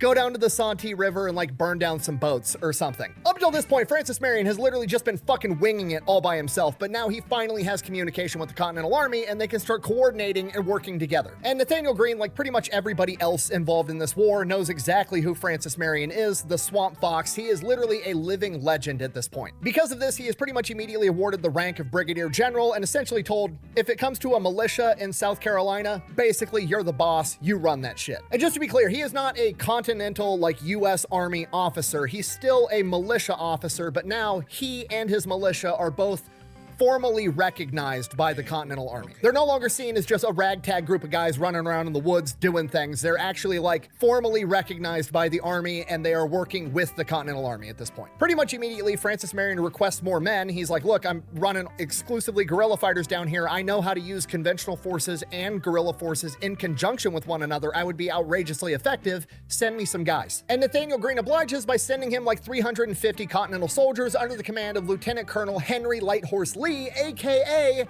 the dad of the car from the Dukes of Hazzard. I'm just kidding. The car is named after his son, General Lee from the Civil War, like the main general for the South in the Civil War. Yeah, this is his dad. So they get teamed up. At this point, they decide that they're going to attack Georgetown for a third time. So they do what they always do. They're sending out scouts. They're gathering intel. Him and Lee develop this massive, complicated battle plan to take Georgetown once and for all. Without getting too far into the weeds on this, basically what happened, the British found out they were coming. They were very prepared. They wind up getting in this massive stalemate. Both the British and the Americans lose like a couple of guys, but there isn't any huge battle. They do not take Georgetown. Francis Marion decides, okay, I'm not going to risk my entire force trying to go up against a fortified enemy, and they retreat. And at this point, Georgetown, Francis Marion's childhood home for a good portion of his childhood, is basically turning into his white whale. It's like the one thing in this war that he can't quite get a grasp on. And the reason I even bring this up is because it goes to show you what a phenomenal leader Francis Marion is, because he's emotionally invested in taking Georgetown. That's his childhood home. It's been under control of the British. On top of that, it's the only thing he's failed to take multiple times. And despite all of that, he never lets his emotions or his ego get in the way of his decision-making skills. He is always placing the welfare of his men and the bigger picture first. All right, so Francis Marion and his guys are back at Snow Island when he gets intelligence that there is a large British force that has amassed, and they are coming to Snow Island to root out the Swamp Fox, and they are being led by British Colonel John Tadwell Watson. And intelligence says it's like 500 well-trained, well-equipped British soldiers with artillery. And while Snow Island is a highly defendable position, Swamp Fox doesn't really have any artillery to rebuttal with, so we're gonna have to handle this the old fashioned. God, I don't be getting it sometimes. So we send them 300 soldiers, but no artillery? What does that mean? Did we need it all? Were we just weak as hell back then and we ain't really have too much going on? Help me figure this out, guys. Swamp Fox doesn't really have any artillery to rebuttal with, so we're gonna have to handle this the old-fashioned way. Francis Marion leaves behind a small contingency of men to guard Snow Island, grabs the rest of his guys, and heads out to confront him. Now, this is what comes to be known as the Bridge Campaign. Basically, it is like 10 separate battles and skirmishes that all happen within the span of about 2 weeks. I'm not gonna go into the nitty-gritty of each of these individual 10 battles. We're gonna do a brief, rough and dirty overview of the entire thing. Now, to get the party started, Francis Marion launches an ambush outside of Waibu Swamp on this narrow causeway. Basically, he caught him right in the middle of a choke point. They open fire on the British from the tree line. The tree line sends the cavalry charging towards them, but they're ready for it. They don't fall back. They don't retreat. They stand their ground and wind up driving the British cavalry backwards, at which point they launch their own charge to attack the retreating enemy. Once they get out in the open down this narrow causeway, they realize that was a mistake because Watson has artillery set up and starts hitting them with grape shot. Marion's militia is forced to retreat, and then the cavalry starts charging them again. Now they are the ones getting charged while they're retreating. It is about to go horrifically wrong. But then one man changed. See, that sounded more like an L to me. Like, shit, we fucked up. Our trick didn't work. Well, it did work. It just backfired on us. How about that? Getting charged while they're retreating. It is about to go horrifically wrong. But then one man changes the entire battle. Private James Gavin on horseback, who's described as being massive for this period in time, decides that he's going to not retreat. He's going to turn around and he's going to charge the oncoming British and meets them at the narrowest part of this causeway. He then proceeds to stand in the pocket, shoot one of them, bayonet several others, and while this is going on, the other men see it. Francis Marion gets them formed back up and they charge. And to respond to that, Watson basically goes all in. He pushes all of his chips into the table, has all of his infantry do a bayonet charge coming in behind their cavalry. Francis Marion sees this and orders a retreat. And the reason Francis Marion had to do this was because a significant portion of Marion's men are all carrying rifles, not muskets, and their rifles don't have bayonets. So going bayonet to bayonet was not an option, and he wasn't about to sacrifice all of his guys. They pull back. At this point, Francis Marion's like, okay, the whole confront him in the open field in broad daylight thing didn't really work out.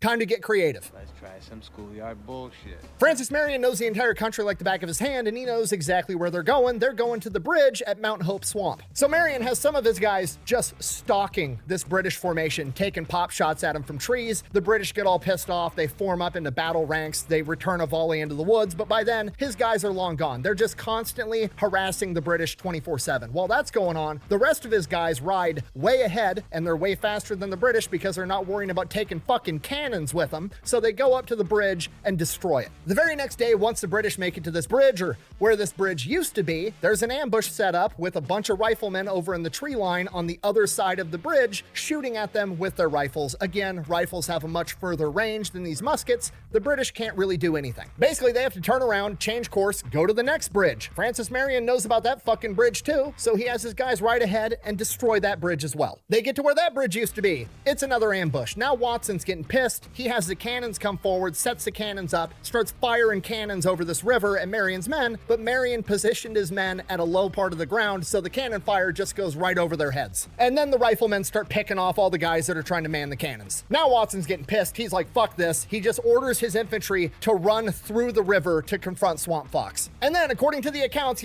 some big badass British infantry officer draws his sword and starts leading his men into the river, at which point, whether it was Francis Marion or it was just the vibe at the time, they said, Shoot that guy. The officer with his sword out leading the charge immediately gets shot in the chest. And then one of the British soldiers tries to run out and save him. Then that guy gets shot. Then another guy. He gets shot also. Then 2 more guys run out and try to save them. You know what? Now that I'm thinking about it, my boy who was complaining about Francis picking off people, that's what the fuck a sniper is. That's literally the sniper's job. Hide, and pick people off. They done turned. I don't know if that was actually a war crime back then, but they done turned a war crime into a position of paid assassins, because that's what I call snipers, paid assassins. Like, that's crazy. Like, bruh, you complain about this shit. This shit a whole position you can apply for now. The picker offer. And they both get shot. Finally, the British realize this isn't gonna work and they're forced to retreat. They gotta find another bridge. And this goes on pretty much exactly like this for like 2 weeks straight. They are just harassing and picking off the British left and right constantly. Reports at the time actually say that the British commander was so embarrassed that he started burying and sinking the dead bodies of his men into the swamps because he didn't want to have to report how many casualties he actually had. Eventually, Watson's mission goes from, I'm gonna go take out the swamp fox, to, I need to survive and get the fuck out of here. And he just starts retreating back to Georgetown. And in order to do that, he's gonna have to hurry. He's gonna have to move a lot faster. What's slowing him down? The cannons. So he throws his cannons into a creek and abandons them. He then proceeds to run off to Georgetown. And Marion and his guys harass him and pick him off the whole way there. Whatever's left of his guys make their way into Georgetown. Francis Marion and his boys call it a day. They pack their stuff up. They head back to Snow Island. Commander Watson later had a couple of quotes about this situation,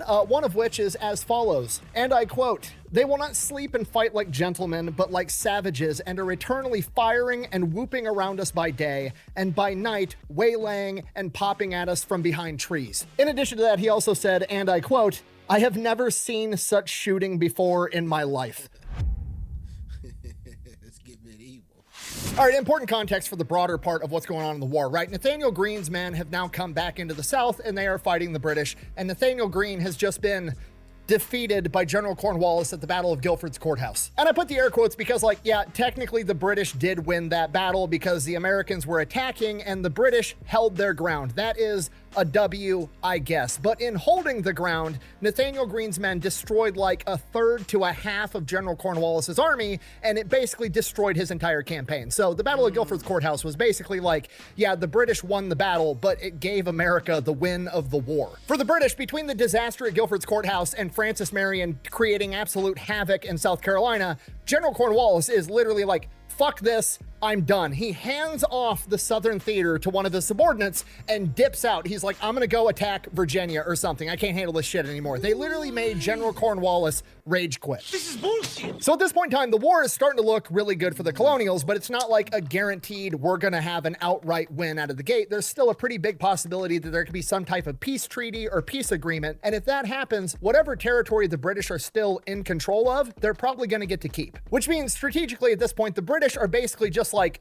turtling up in their fortresses so they can claim that they're still in control of that territory so they get to keep it if there's a peace treaty. If so facto, they need to go take out the British inside of their forts so they can't claim that they're in control of that territory anymore. So Nathaniel Greene kind of sends out the order to his big militia leaders, mainly Francis Marion and Thomas Sumter, the Gamecock, go take out British forts and take them over so we're in control of that territory. And Francis Marion and Light Horse Lee in particular get told to go take out a place called Fort Watson. Now, Fort Watson is a tough objective to try to take over because it is out in the middle of an open field on top of a hill. So they have the high ground and there's nothing for Francis Marion's men to really hide inside of, and he still doesn't have any cannons or artillery or siege equipment. So Marion and Light Horse have the numbers. They've got about 380 guys they can throw at this mission. The fort is only guarded by about 120 guys, but again, they're gonna have to run out into an open field while these guys are hiding behind the walls of this fortress. It's not great odds. On the plus side though, Fort Watson is kind of unique in the fact that it's a fort and it doesn't have any artillery. There's no cannons there. Why doesn't it have any cannons there? Well, there was this British officer who got sent out to capture the swamp fox, and he decided that he was gonna take Fort Watson's cannons with him, and then he got his ass whooped and had to abandon them in a creek. So things could definitely be worse, but they're still not looking that great. But hey, we're gonna try. So Francis Marion, I thought that was going somewhere else. Light Horse Lee grab their guys, they ride out to the fort, they confront him at the fort, and they're like, all right, we have you surrounded, time to surrender. And the British are like, nah. Oh.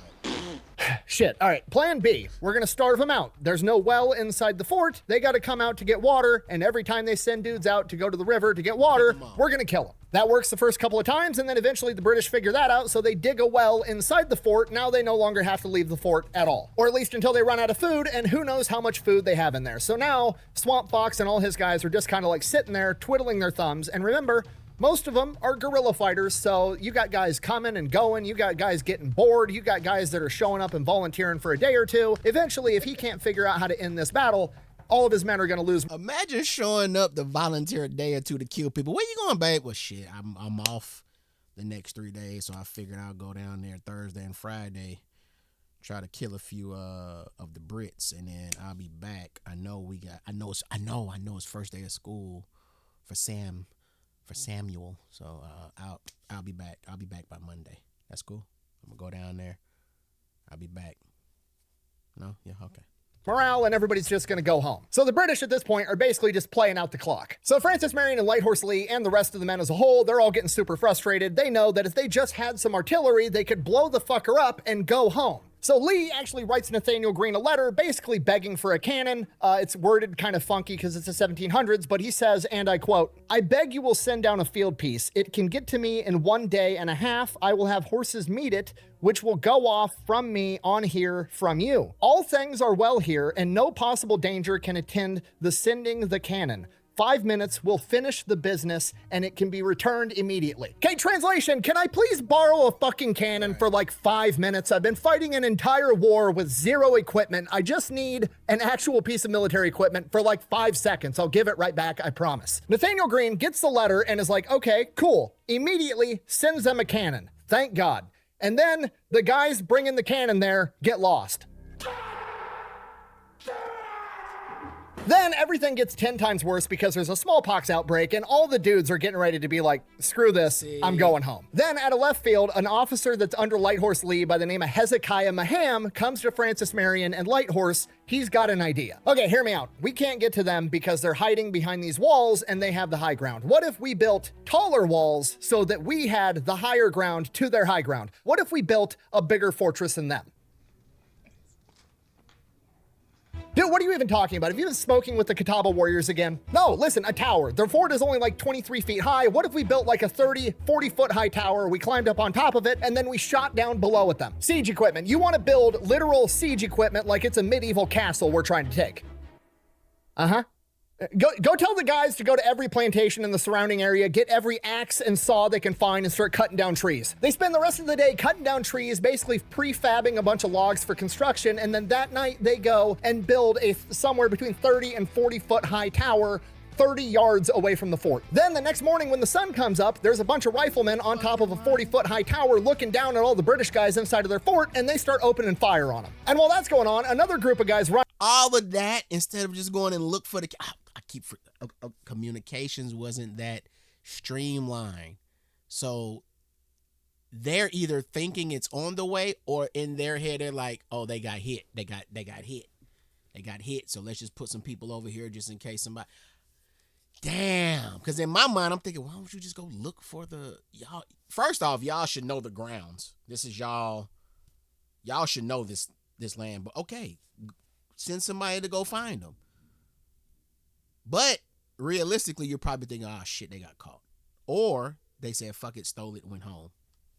Up to the fort with axes and start beating their way through the wooden fort. Okay, I know what you're thinking. Why guys went down at all the British guys inside of their fort and they start opening fire on them. And while that's going on, another group of guys run up to the fort with axes and start beating their way through the wooden fort. Okay, I know what you're thinking. Why didn't the British just shoot back? Like, I understand they're riflemen, their guns are more accurate, but the British have way more guys inside their fort than you could possibly fit up on this little tower, and the muskets are still going to be wildly effective at 30 yards away. Why didn't the British just shoot them? Well, that's because when they built the tower, they intentionally built the tower on the side of the fort so that when the sun was coming up in the morning, it was to their backs, aka directly in the British guys' eyes. So now they're trying to have a pop quiz firefight against a guy with a more accurate weapon and have a staring contest with the sun at the same time. The British wind up surrendering within an hour. And yet again, it all comes down to morale. Wait, didn't the British have artillery? Or did they at that fort? I don't know. I'm just trying to figure out why they just didn't shoot the damn tower down. I'm a little lost. I got a little lost there, y'all. I got a little lost. Why wouldn't they, 30 yards away, why wouldn't they just take that out? They had artillery. If they didn't have artillery, even still, why won't you just shoot at them while they're building that? Oh, well, no. Okay, I'm tripping.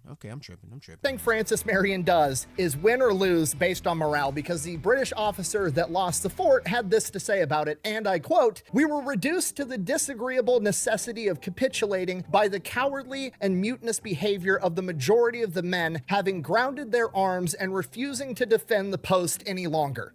Okay, translation, my men got demoralized and couldn't take it anymore. We thought we were winning, we had a fort, we had the high ground. The Americans said, fuck you, we'll build higher ground and then we'll kill you anyways. And my men got scared and they wanted to go home. Oh my God, I almost died. From here, they start planning the next fort they gotta take out. They gotta take out Fort Mott, which is on the Mott Plantation, owned by the widow, Rebecca Mott. Now, Rebecca Mott and her late husband were and are both humongous patriots, and she's actually been feeding intel to Francis Marion for a long time, using her position inside of Mott Fortress. And basically they came in, they took over her plantation house, built a fort around it, and kicked her out. She's now living in a small cabin somewhere on her property. And to make things worse, Francis Marion's just got intel that apparently the British have received word that they took out Fort Watson, so now they're sending out reinforcements to all the other forts, and those reinforcements are gonna get there in like 24 hours. So if they're ever gonna have a chance at taking this fort, it's gotta be right now, and even then, it's borderline impossible because you can't really take a fort in 24 hours. That's not how siege warfare works. It's long and drug out. Unless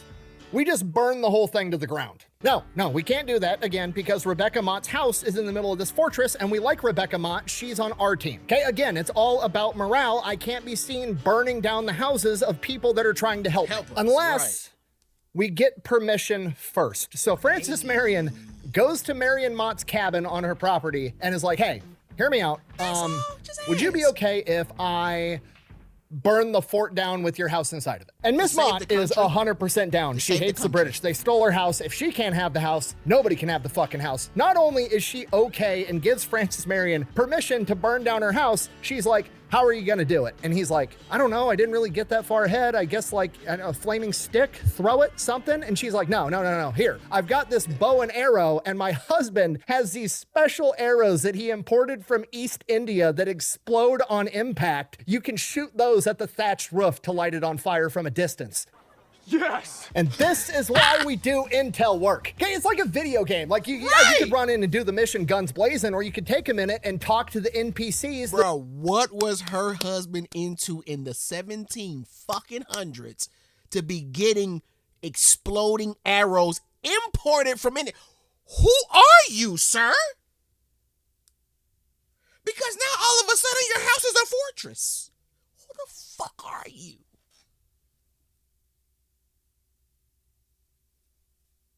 What was this man and this woman into? For her to come up with an idea like that, she knows something. She knows too much. The non-player characters, and maybe, I don't know, they'll give you a legendary item to make the mission way easier. What is this? Where did you get that armor from? Why is your sword on fire? What? And as if that wasn't cool enough, the guys that were trying to bring them the cannon that got lost at the last fort finally found him and have delivered a cannon. So now he also has a cannon and like these firework arrows imported from the east. So he has the boys go set up the cannon on some high ground so they can shoot over the wall into the fortress. And then he launches the flaming arrows onto the thatched roof. The roof catches fire. The British go up, try to put the fire out, but his guys with the cannon keep firing grape shot at him. So they just have to sit there and watch the house burn down. The British wind up surrendering so fast that Marion's men are able to take them as POWs and then go in and put out the fire and save most of the house. And then, according to legend, Francis Marion, Light Horse, the British officers, and Miss Mott all have dinner together that night. From here, on to the next fort, Georgetown, the White Whale, the fourth attempt for Francis Marion to take Georgetown. He rolls up with his guys. He starts getting ready to make siege, and the British see he's coming. The British have already heard that he took out Fort Watson. He took out Fort Mott, and every single time it gets crazier and weirder, and they surrender faster and faster and faster. The British are like, fuck this. They retreat. and abandon Georgetown, and Francis Marion takes it without firing a single shot. Everything is about morale. Francis Marion has not only bolstered the morale of the Patriot cause, but he has completely demoralized the enemy. Francis Marion has the British so scared, it's not a question of if they're gonna lose, it's a question of how are we gonna lose? What crazy shit is he gonna pull off next? From here, Francis Marion goes, he takes a couple of really smaller forts, pretty much the same events unfold, they don't put up much of a fight. He also gets involved in a couple of skirmishes here and there, he's disrupting enemy supply lines, he's doing Francis Marion things, but nothing major. That is until August of 1781, when a British major by the name of Thomas Fraser decided that he was going... Imagine being so good that you going on small missions, killing folks, capturing folks, POWs, making people surrender. It's just, nothing. It's nothing major now. Damn. That's how bad you were. You were such a bad man that's not, that's nothing. He just, what? Here and there, he's disrupting enemy supply lines. He's doing Francis Marion things, but nothing major. That is until August of 1781, when a British major by the name of Thomas Fraser decided that he was going to set a tone with the public. He decided that it would be a good idea to hang a colonel by the name of Isaac Haney in front of everybody in the middle of downtown Charleston, and Isaac Haney was like a really big name. He was one of the faces of the revolution. Everybody in this area knew and loved this guy. And Major Fraser just executed him in front of everybody. And now the entire population in South Carolina is looking over at Swamp Fox like, are you gonna do something about that? All right. Wow, they're looking at him and not actually at the actual military. That's crazy. Are you gonna do something about that? All right.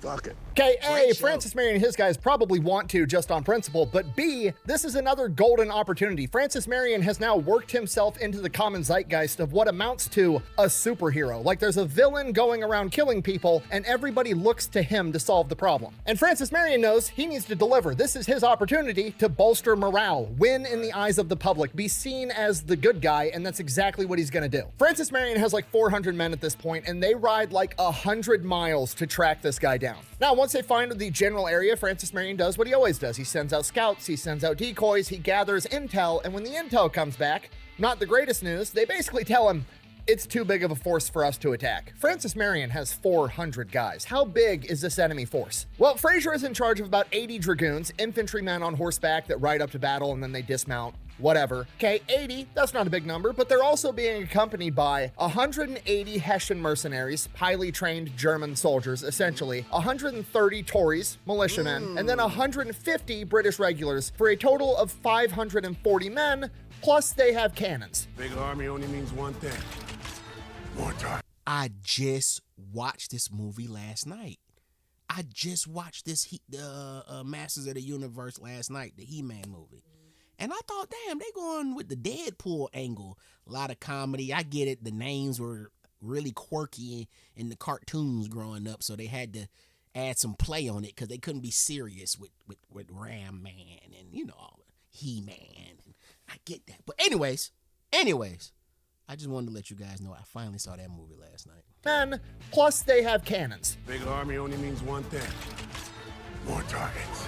Francis Marion, on the other hand, is like, oh no, we're fucking these guys up right here, right now, and he sets up a trap. Francis Marion knows right where these guys are headed. They're headed to Parker's Ferry, and between them and Parker's Ferry is a causeway, the perfect spot for an ambush. So Francis Marion takes a couple small groups of guys and basically orders them, hey, ride out and just go harass the shit out of these guys. Shoot at them and then run away. Shoot at them, and then run away. Keep guiding them towards this narrow causeway. But most importantly, make sure that by the time they reach this causeway, they're pissed off and tired of you guys. So those guys go do that. Francis Marion takes the rest of his force and rides out to this causeway. He takes about 80 men and sticks them back and down a different road that's at a 90-degree angle to this causeway, and he has them hide in the woods there. They're gonna come in after the ambush starts and flank the enemy from the rear. He takes the rest of his men and lines them up on both sides of this causeway in the swamp. He's going to catch the enemy in a crossfire in this narrow path. Cutting back to the British perspective, they have this massive force. They keep getting, little groups of guys, 5 guys trying to shoot at them from the road, and then they disappear into the woods, and then they chase them. They're gone. They do it again. then they do it again, then they do it again. The British are thinking, oh, it's just local militia. It's some farmers that picked up their guns. They're fucking with us. This is annoying. We're kind of getting tired of it. And then finally, Thomas Frazier gets eyes on the guys that have been harassing him for the past couple of miles. They are standing in the middle of this very narrow causeway out in the open. And he's probably thinking, he's going to end this shit right here. He's got horses. They don't. He orders all of his dragoons to charge down this causeway to take care of these guys. Gotcha, bitch. As soon as they cross into the causeway, both sides. That's the gotcha that when people in the comments, they be like, you have a channel called History Department and don't know no history? Like, what? Gotcha! Got your ass. You fell for it. And you gave me a view. Yes, I don't know none of this shit. But I'm learning it. All right? Ain't that what you do in the damn school? You go to the history class and learn the history class. You go to the history department and you fucking learn history. That's what I'm doing. That's why it's called history department. But I got your ass because I know you probably thought I knew history. I don't know this shit. Shit right here. He's got horses. They don't. He orders all of his dragoons to charge down this causeway to take care of these guys. Gotcha, bitch. As soon as they cross into the causeway, both sides of this causeway erupt in gunfire, and there's nothing they can do because this is a narrow choke point with horses running forward at full sprint. You can't just stop and turn around. It's like hitting the brakes and throwing it in reverse on the freeway in traffic. It's gonna be a disaster. You can either get trampled by the guys behind you, or you can just run the gauntlet. Nick, ain't no fucking way you put that in one of your videos, Nick. If y'all don't know what clip this is, go watch it. Go find that clip. That shit is hilarious. It's like hitting the brakes and throwing it in reverse on the freeway in traffic. It's gonna be a disaster. You can either get trampled by the guys behind you, or you can just run the gauntlet. That's what they are forced to do. A ton of the men and horses get shot and killed. Commander Frazier actually gets shot off of his horse and then trampled by his own men. Now, some of the men actually do make it through this gauntlet, but at this point, they only have one thing they can kind of do. You know, they have their main force of infantry dudes on foot that are, you know, a mile back at this point. They're coming, they're running towards them to help, but it's going to take a second. And now they are basically stranded out there in the middle of nowhere with no help. The only thing they can do if they want to survive is take off running the other direction and risk getting caught on your own, or turn around and rerun the gauntlet and try to make it back to their guys, which is what most of them do. Okay, I'm inferring a lot here, but in my head, I just imagine like some British cavalry dude that's thankful that he just survived, frantically riding his horse as fast as he can over the bodies of his dead friends as the entire tree line is full of pissed off Americans reloading rifles like, I'm gonna fucking get your ass. Some of them make it, some of them don't, but then, you know, the main of his dead friends as the entire tree line is full of pissed off Americans reloading rifles like, I'm gonna fucking get your ass. Some of them make it, some of them don't, but then, you know, the main force shows up. They bring their cannons right up front, at which point Francis Marion is like, kill that guy. They start trying to man these cannons, and every dude that gets anywhere near that cannon gets absolutely dropped. They're never able to fire off a single shot. Now from here, his other detachment of men that he sent down the road should be coming down that road to flank these guys from the rear, but they're not coming for whatever reason. So Francis Marion's main force just winds up in this long, drawn-out skirmish with the British. They didn't have radios back then. It's not like he could just radio his guy and be like, flank now, and for whatever reason, the guy isn't coming in and flanking, so Francis Marion just keeps having his guys pick off every British dude that tries to man this cannon, and they're basically just farming the British for XP. And this goes on for like a while, potentially multiple hours, depending on which source you want to read. And then eventually Francis Marion hears the British guys yelling, we're getting flanked from the right, and he's like, fucking finally, I can crush all of these guys. He's like, wait, the right? They should be getting flanked from the left. What the fuck is going on? And the British start like reacting like they're getting flanked to the right, which they're not. Francis Marion knows they're not getting flanked from that direction. Also, he's been in this firefight for so long, all of his men are low on ammo. At this point, Francis Marion is like, okay, they're clearly confused. I'm clearly confused. I don't know what the fuck's going on. I'm low on ammo. It's time to dip. And him and his men just disappear into the swamp. The British were in fact not getting flanked. For whatever reason, his flanking element just decided to not show up. Francis Marion was pretty pissed about it. He would have been able to destroy the entire British force if they had, but things still worked out. One of the British officers that survived this engagement would later go on to say, and I quote, every man of the artillery were killed or wounded before they could bring their artillery to bear upon the enemy, who immediately retired without the least injury. We lost 125 killed and a great many wounded. Wow. Francis Marion, on the other hand, reported losing only one man and having 3 guys get hurt. All right, the Battle of Eutaw Springs. Now, the Battle of Parker's Ferry that we just talked about took place on August 30th, 1781. The Battle of Eutaw Springs takes place on September 8th, so like a week later. So by this point, Francis Marion and his men have rode up and they have joined forces with Nathaniel Greene and the rest of the Continental Army and some other militias, and they have about 2,200 guys, and they're going to be going toe-to-toe with the British, who have 2,000 guys, pretty evenly matched. This is a big battle. Worth noting, the British are a couple hundred guys short of the Americans, primarily horse-mounted soldiers. I wonder why. They all died. Now, this is a conventional battle. This is open field warfare. Everybody's marching up with ranks. They're, standing in front of each other, shooting the muskets, firing volleys. And Francis Marion's militia is right up in the front line. Doesn't really happen that often, but that's where Francis Marion is with his guys. Now, typically in these battles like this, the militia fires 1, maybe 2 volleys, and then they run off and retreat and either just get off the battlefield or they hide behind the conventional forces. That's kind of the expectation for militiamen. That's the best you're going to get out of these guys. 1, 2, maybe 3 volleys, and then they're going to get out of the way. Francis Marion and his guys, however, reportedly stood in the pocket and fired up to 17 volleys, which is absolutely insane for a militia to pull off. As the battle devolves, they're pretty even on both sides, and it just turns into a slugfest. So in my mind, they're having to reload these weapons, and they're just standing there front line reloading these weapons, dumping them off, reloading, dumping them off 17 fucking times. Oh, these AD boy, hey. It all settles down. Both sides report, roughly 100 men have been killed. Roughly. At this point, they fearless. I mean, that he done boosted their morale to fearlessness.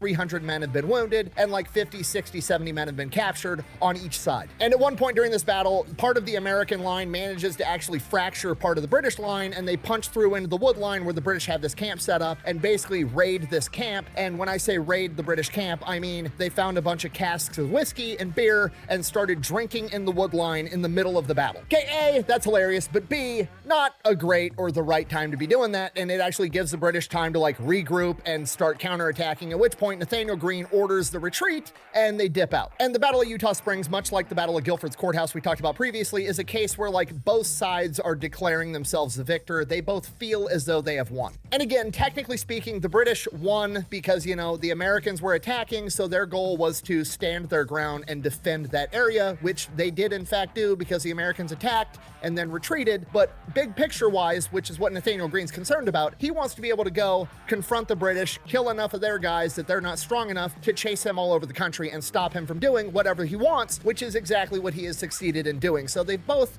achieved their goal. Ultimately, it is a case of the British have won the battle but lost the war, because this directly leads into the Siege of Yorktown that happens the very next month in October of 1781, which is where General Cornwallis surrenders and essentially is kind of seen as the end of the American Revolutionary War. Okay, fast forward, Yorktown has fallen, and this is kind of seen as like the end of the American Revolution. It's really not, because the actual Treaty of Paris that like formally ends the American Revolution and establishes America in the eyes of the British doesn't get signed until September of 1783, almost 2 years later. Yorktown is kind of cited as like the end of the American Revolution because that was the turning point where it basically crushed the British's will or any hopes they had of conquering or maintaining control of the colonies. So to put it simply, basically the British are no longer trying to win the war. They're just held up in their strongholds while they work out a peace treaty. And Francis Marion is going to keep the pressure on. Francis Marion continues launching guerrilla warfare operations for like the next 2 years. And to be fair, it does get harder for him because again, this entire war is about morale, and a lot of people view the war as essentially over, but Francis Marion is still finding guys to help him out and putting in work the entire time. So while he's still going out there conducting guerrilla warfare operations against the British, he also gets elected to the South Carolina Senate. So now we have Senator Swamp Fox going out and conducting guerrilla warfare operations when he's not establishing new policy and propping up a new country. Okay, can we get back to this, please? This is the type of people that I want running the country. I want my politicians to be badasses. This is a 50-year-old man at this point running around engaging the enemy. Meanwhile, 250 years later, I've got Nancy Pelosi and Mitch McConnell, a bunch of senior citizens that are just worried about insider trading the entire time, fucking over everybody. What else, Nick? No, Nick didn't go there. Nick, that ain't how you do. Nick usually don't call names. This motherfucker calling names. They pissed him off like they pissed me. You seen them dumbass speak. You see the dumbass shit they be saying? Like, bro, y'all, like, it's gotten this bad. Y'all done got that arrogant that y'all just think we that stupid now. listen to the shit that those two people he just mentioned said, spews. It's like, oh, we're really, in their mind, on their plan sheet, on their eraser board, we've reached, the Americans are that stupid. They're that dumb now. Nah. Somebody's feeding y'all the wrong information. Later, I've got Nancy Pelosi and Mitch McConnell, a bunch of senior citizens that are just worried about insider trading the entire time, fucking over everybody. Feels good, eh, Vern? You're really loose.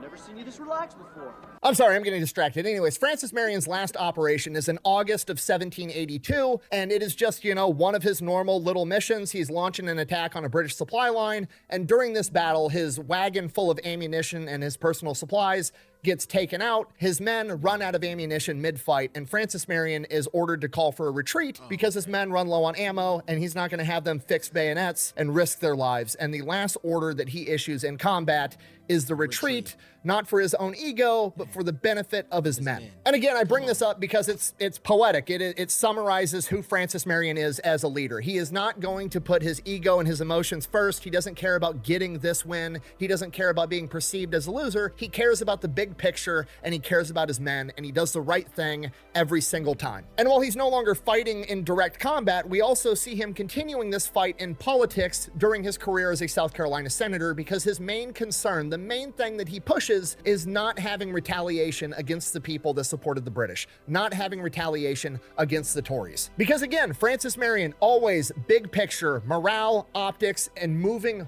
forward. And he knows that if we're worried about people getting mad about shit that happened 3 years ago during this war, and you have people that were patriots retaliating against people that were Tories trying to burn down each other's houses for revenge, that everything's going to fall apart again, and it's just going to devolve into a civil war, and he does everything he can to prevent that. And again, it comes at a great deal of self-sacrifice to Francis Marion, because that is a wildly unpopular opinion to a lot of people, but he does it anyways because it's the right thing to do. After the American Revolutionary War, it literally just happened. What's the unpopular opinion? Because the opinion he had about it leading to is literally what the fuck just happened. The Tories are Americans. What are we talking about? This is already it's happening. What do you mean it's unpopular? Yo, I don't know.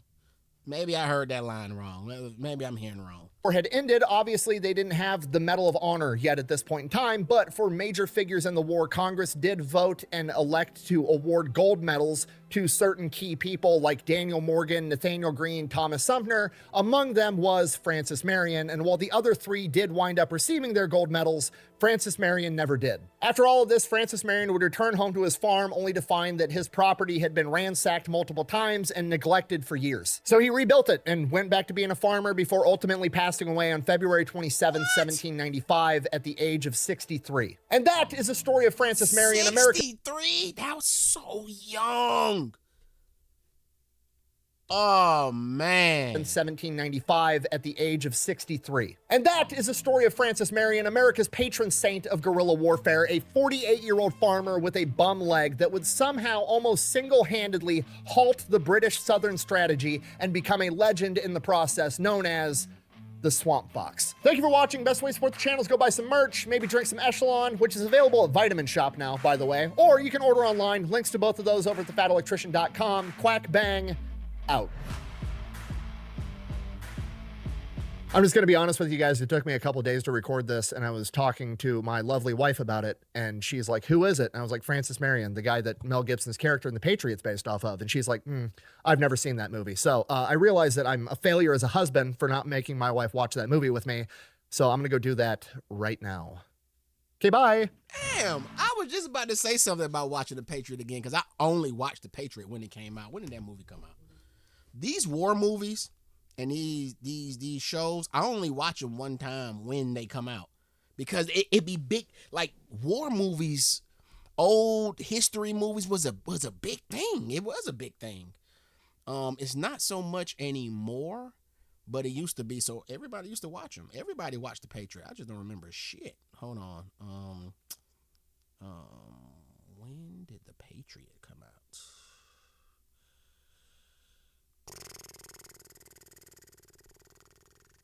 the hell? When did The Patriot with Mel Gibson come out?